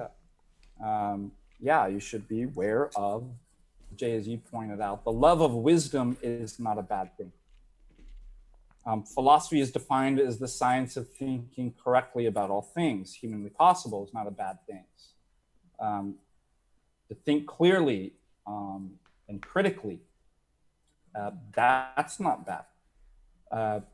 Now, obviously, what St. Paul's talking about is beware of the vain philosophy built on the traditions of men. We as Christians are not to be Platonists or Neoplatonists. We're not to embrace the philosophy of the Greek ancient pagans. The enterprise, it's like a religion. And I would add, let me add too, because the Synodicon of Orthodoxy explicitly condemns origin, the ideas of Plato, the heresies and errors of Aristotle, transmigration of souls. The errors of the Greeks are paragraph by paragraph by paragraph by paragraph, which is something we actually in the Russian churches, at least in the bishoprics, they still sing this. So you cannot affirm these things in the Orthodox Church. You know, I like the approach. I mean, if any of you studied the classics or a great books program like I did, here you read all the greatest and most influential authors of Western civilization. Why do we do that? Because they're all contradicting themselves. Why would we read them? Do we believe that they're all true?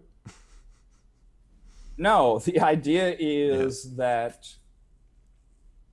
in reading that, since they were so influential in forming society and so part of history, to get a comprehensive and unified, holistic understanding of where we are today, how we got here, and about reality, we have to be able to engage in the text and know propaganda, ignorance, and from ourselves. And I think that we can say the same with philosophy too. When we read philosophy as Christians, It's not because we want to become a Platonist or an Aristotelian or an Epicurean or a Stoic. It's because we realize that it has a value, even if it's wrong. Now, they can't all be wrong 100% of the time, which is a good thing, everywhere. But we see that it has value in understanding history and our own lives and how that we've gotten here, and particularly the Patristics too, because a lot of the fathers, aren't they arguing against philosophical heretics? They're going to need to know. I mean, if you're going to do apologetics at this level and debate various vain philosophies built on the traditions of men, which we agree with, you're going to have to know their philosophy. So we're not saying that every Christian has to do that. Some people have been given a gift from God and talents in various different ways, one of which is the ability to be able to do philosophy. And so what's the verse that we take every thought captive and make it obedient? And we destroy the worldly things that set themselves we demolish up. Arguments that set itself up against the kingdom. That's right. I love that verse. That's what we do. And in order to do that, you need to be able to engage at that level of apologetics and theology. You need to be able to engage in the philosophical history and works.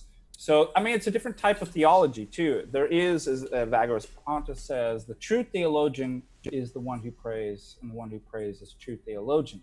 So we can't do, as Orthodox, true theology in a scholastic sense, just intellectually. But the way that we're able to have discernment and be guided by the Holy Spirit is through prayer and asceticism and humility. But at that level, again, is apologetics and defending the faith, you're going to need to know the philosophy. And you see this within the history of the church, right? When it's debating in the councils, right? They're making use of these terms. And we're not saying that everybody has to, in order to be Christian and Orthodox, that you've got to be able to plow through some of the heavier theology. Saying Maximus and right. But if you want to, we're telling you how to prepare yourself to properly understand that. Yes. So I think that I just throw that out there. So we don't have this dialectical opposition between the intellect bad, another important piety and fideism good, right? That we have a symphony and synergy between the two, and that we're able to notice the different gifts of the body, the members of one body, and their uses for the kingdom of heaven. So I'd just say that. Yep.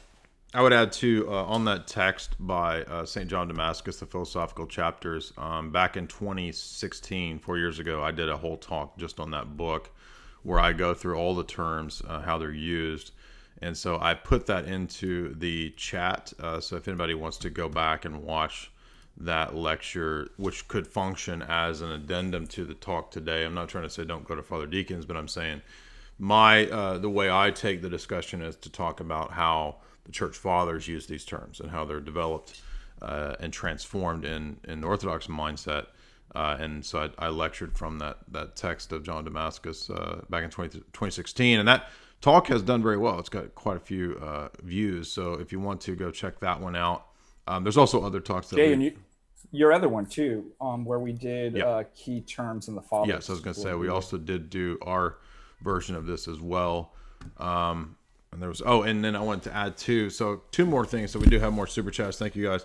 Father Deacon and I will later this week. I don't know, it's so bright in here. We are going to be covering the famous Szczecinski book, The Filioque, History of a Doctrinal Controversy, since this is obviously something that comes up all the time.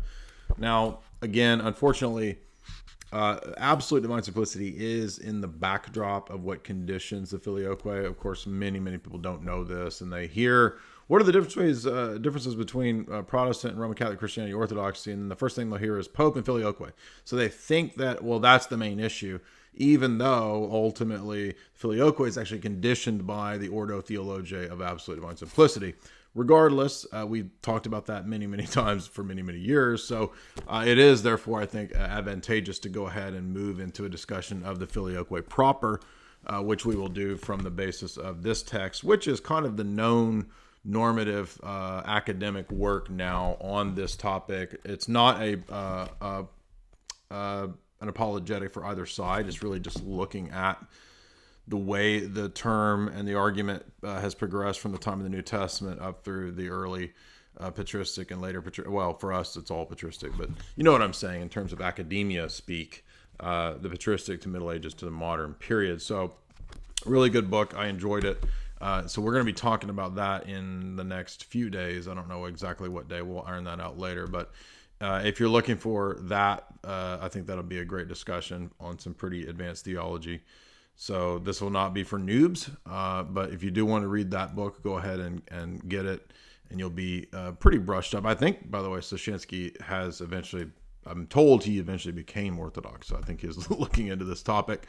And I view this book much like, I don't think when he wrote this, I don't think it was Orthodox, but if you've read the famous book by Father Dvornik on the Phocian Schism, that's a classic text from a uniate that actually vindicates the Orthodox position. So in much the same way as that applies to St. Photius, this will apply to the history of the debate on the Filioque. So we'll be covering that soon.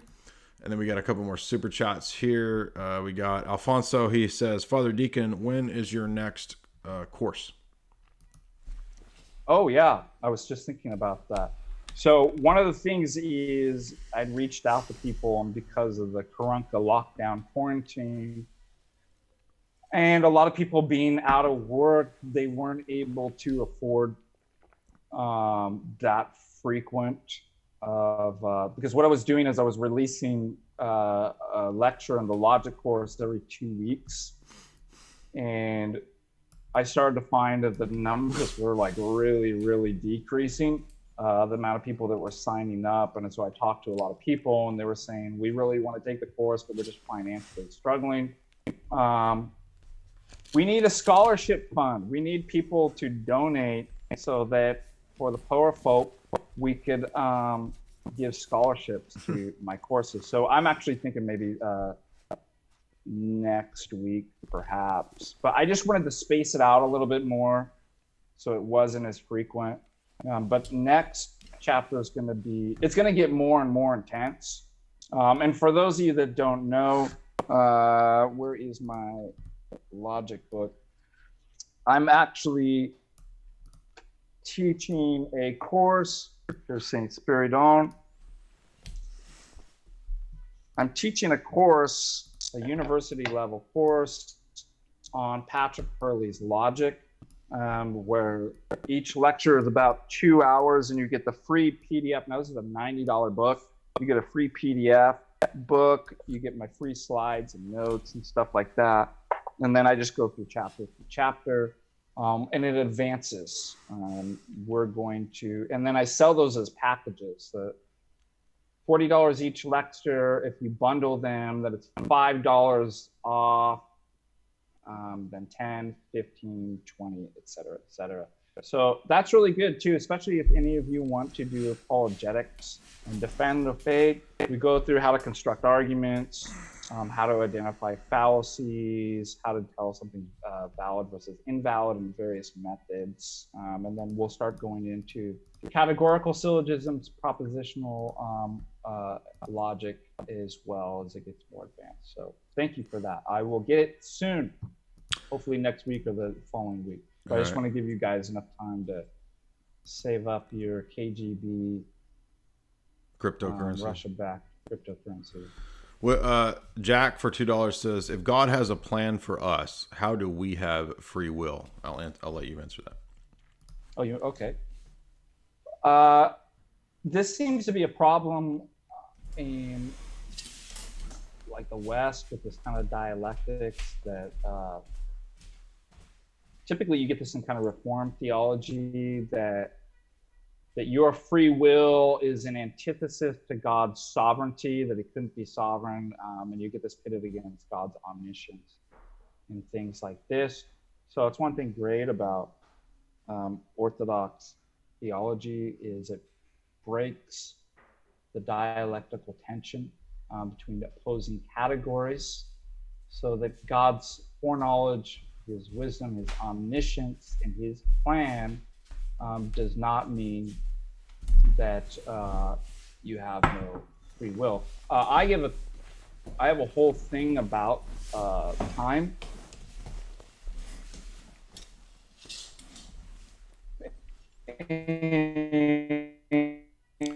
Father, pause that, Chronos, Father. And that base transcends Father? not only, yeah. You cut out there for about 5 or 6 seconds. So the last thing I heard you say was time. Yeah, I have a lecture on time, and maybe I'll do one specifically with regard to theology and the liturgy of time. But the distinction between kairos, chronos, God's timelessness. The idea we need to be careful about is that God transcends both linguistic speech categories and even our created logical categories, that God is not bound by that. And one of the things that becomes evident is that when we have these kind of categories that we try to apply to God, like chronological categories, and the way that God is versus the way that we are, then we end up creating these kind of aporias and problems that can't be solved. And so God is fully present in a radical kairotic way, in which there isn't these kinds of divisions that we have within our kind of categories of time and logical categories. That he can be fully present, fully knowing, and have a plan without it forfeiting or destroying your free will. So he knows because he's there with you, but he's there with you in a different way than the way that we exist. So I know it's pretty, superficial because this gets really deep, but that's what I would say. And do you want to add anything to that, Jay?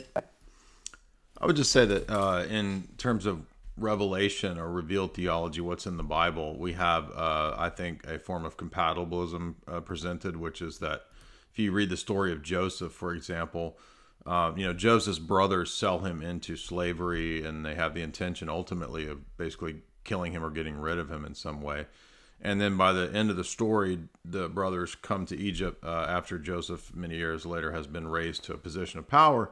And Joseph says, I know that you meant this for evil, but God meant it ultimately for good, not just for me, but so that I might be the way that all of Israel could be saved. And so that ability for God and the greater purpose to use even evil things for good is one of the mysteries of Scripture that's revealed. And the fact that we say that it's in some way or form a mystery because we're unable in our finite state to really grasp all these interrelated causal things in the created world, and the here and the now. We don't know all the causal relations, so we don't know what all's going to be the result of this or that action, but God does. And so if you read the book of Job, that's essentially the way God answers Job, is that you aren't even able to understand the relationship between God's sovereignty and free will. And so therefore it's a thing that's revealed. We know that it is so, but how it's so is something we don't know. And that's not in itself contradictory to the Christian worldview. A lot of times atheists and people like this, oh, you got a contradiction, but there's nothing binding God to have to tell us why he permitted evil. So in that regard, I would say that it's something that's revealed. And by the way, this is also in a sense a quote problem for any worldview.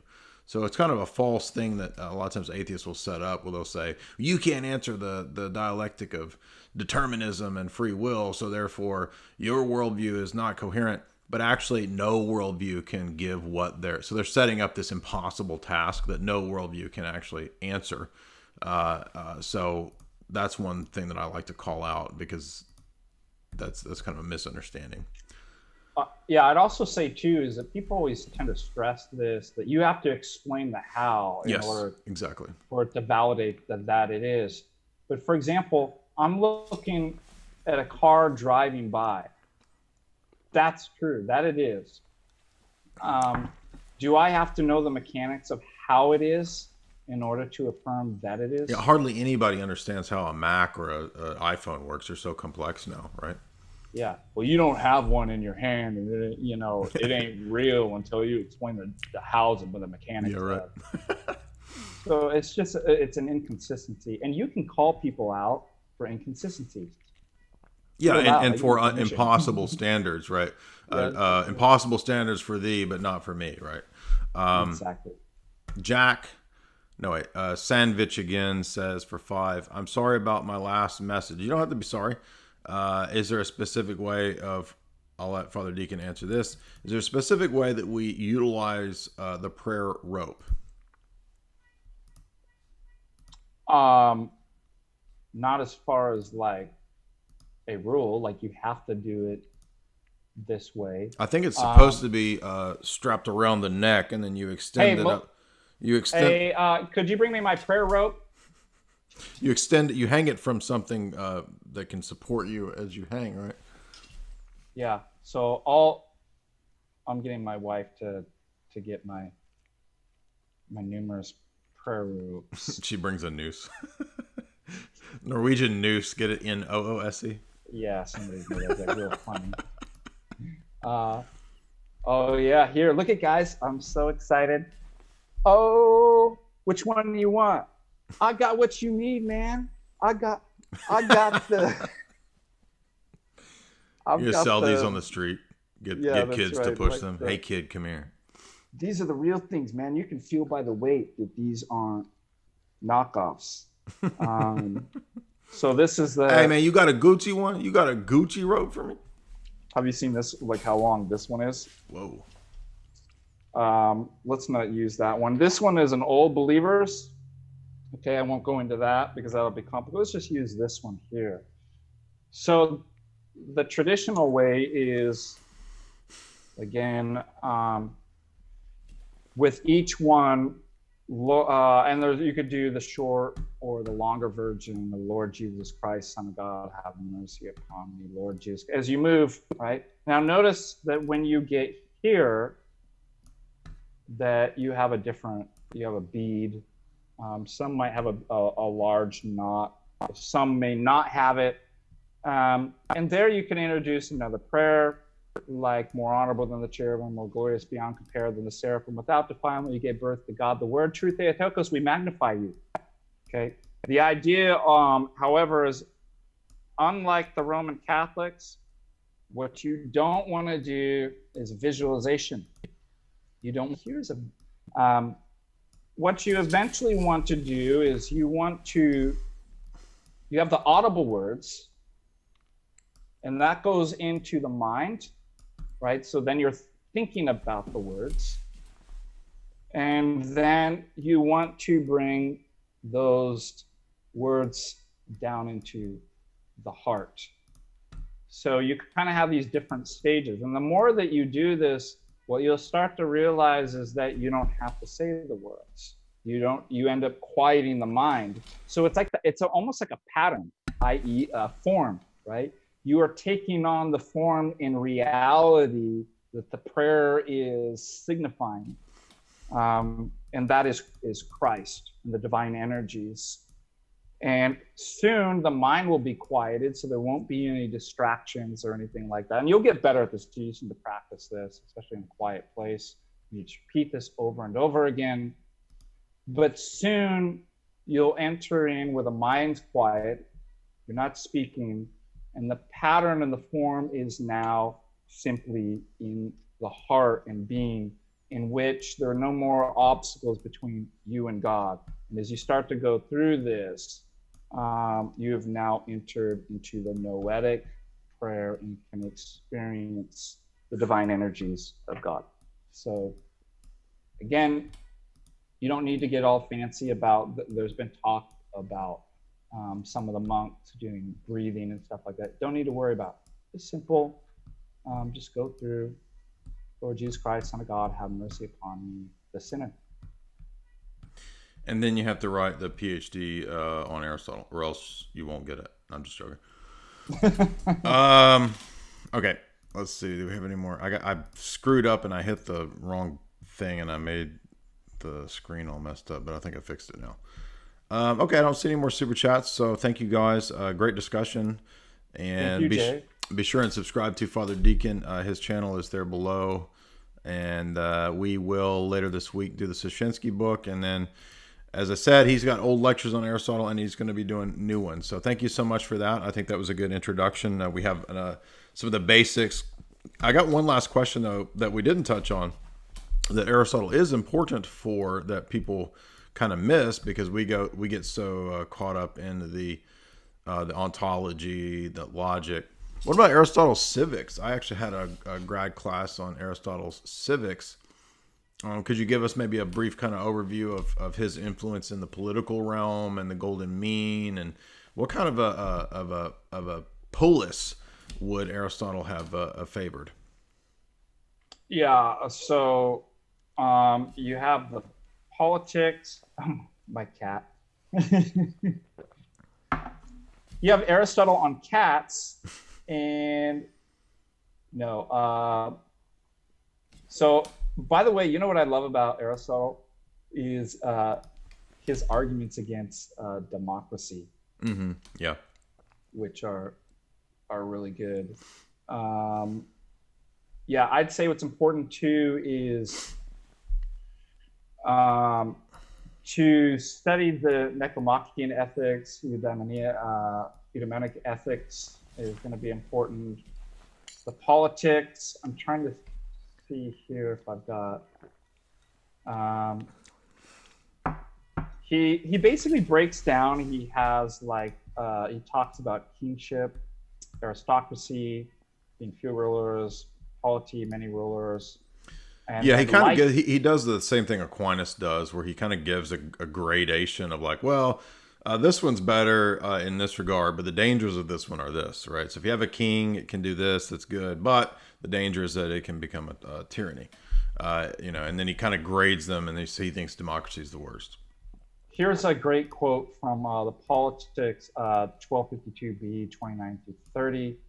The polis comes into being for the sake of living, but it remains in existence for the sake of living well. So you'll notice that's why I said to get a good grasp about politics, you need to know at least Nicomachean ethics and what it means to live the good life for Aristotle. Eudaimonia, well-being, which is happiness, but not in the sense that hedon, or the modern kind of sense of pleasure, but being well, human flourishing, and that's going to be tied into the political state.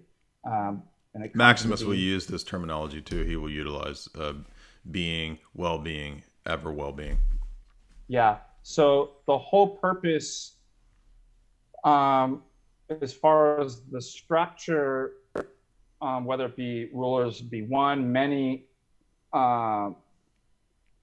or few, is for the sake of promoting human flourishing and well-being. So you have to understand the polis insofar as that. And then obviously that deviates, then you can have tyranny and oligarchy, or polity of many rulers, that would be democracy. I love his, do you know what democracy is? It's tyranny of the masses. I think tyranny of the many, yeah. Yeah, that, and nowadays, people do well to actually read Aristotle's Politics, because all we hear is just these slogans like, right. Our democracy is under a threat. That we need to spread democracy, even if that means killing every single one of you. Yeah, and the other idea too, that you can't have a purely secular society. Like you can't divorce the notions of virtue from the polis. That's something else that I think Aristotle would be important for, because in Aristotle's mind, a well-ordered society is necessarily connected to living a virtuous life. Yeah, exactly. And so there's great critiques of democracy that, first of all, with a kingship, when things go wrong, they're not going to go wrong for that long, right? And you know who the blame is. But with a democracy, who's to blame? And a democracy, the tyranny and the degeneracy seem to almost be eternal within the system. Mm-hmm. Once that becomes corrupted, it's not a few years like the king. It's forever, and there's no way to reverse that. Mm-hmm. So that's something interesting in political theory. You won't find a single political theorist in Western civilization that's thought democracy is a good thing.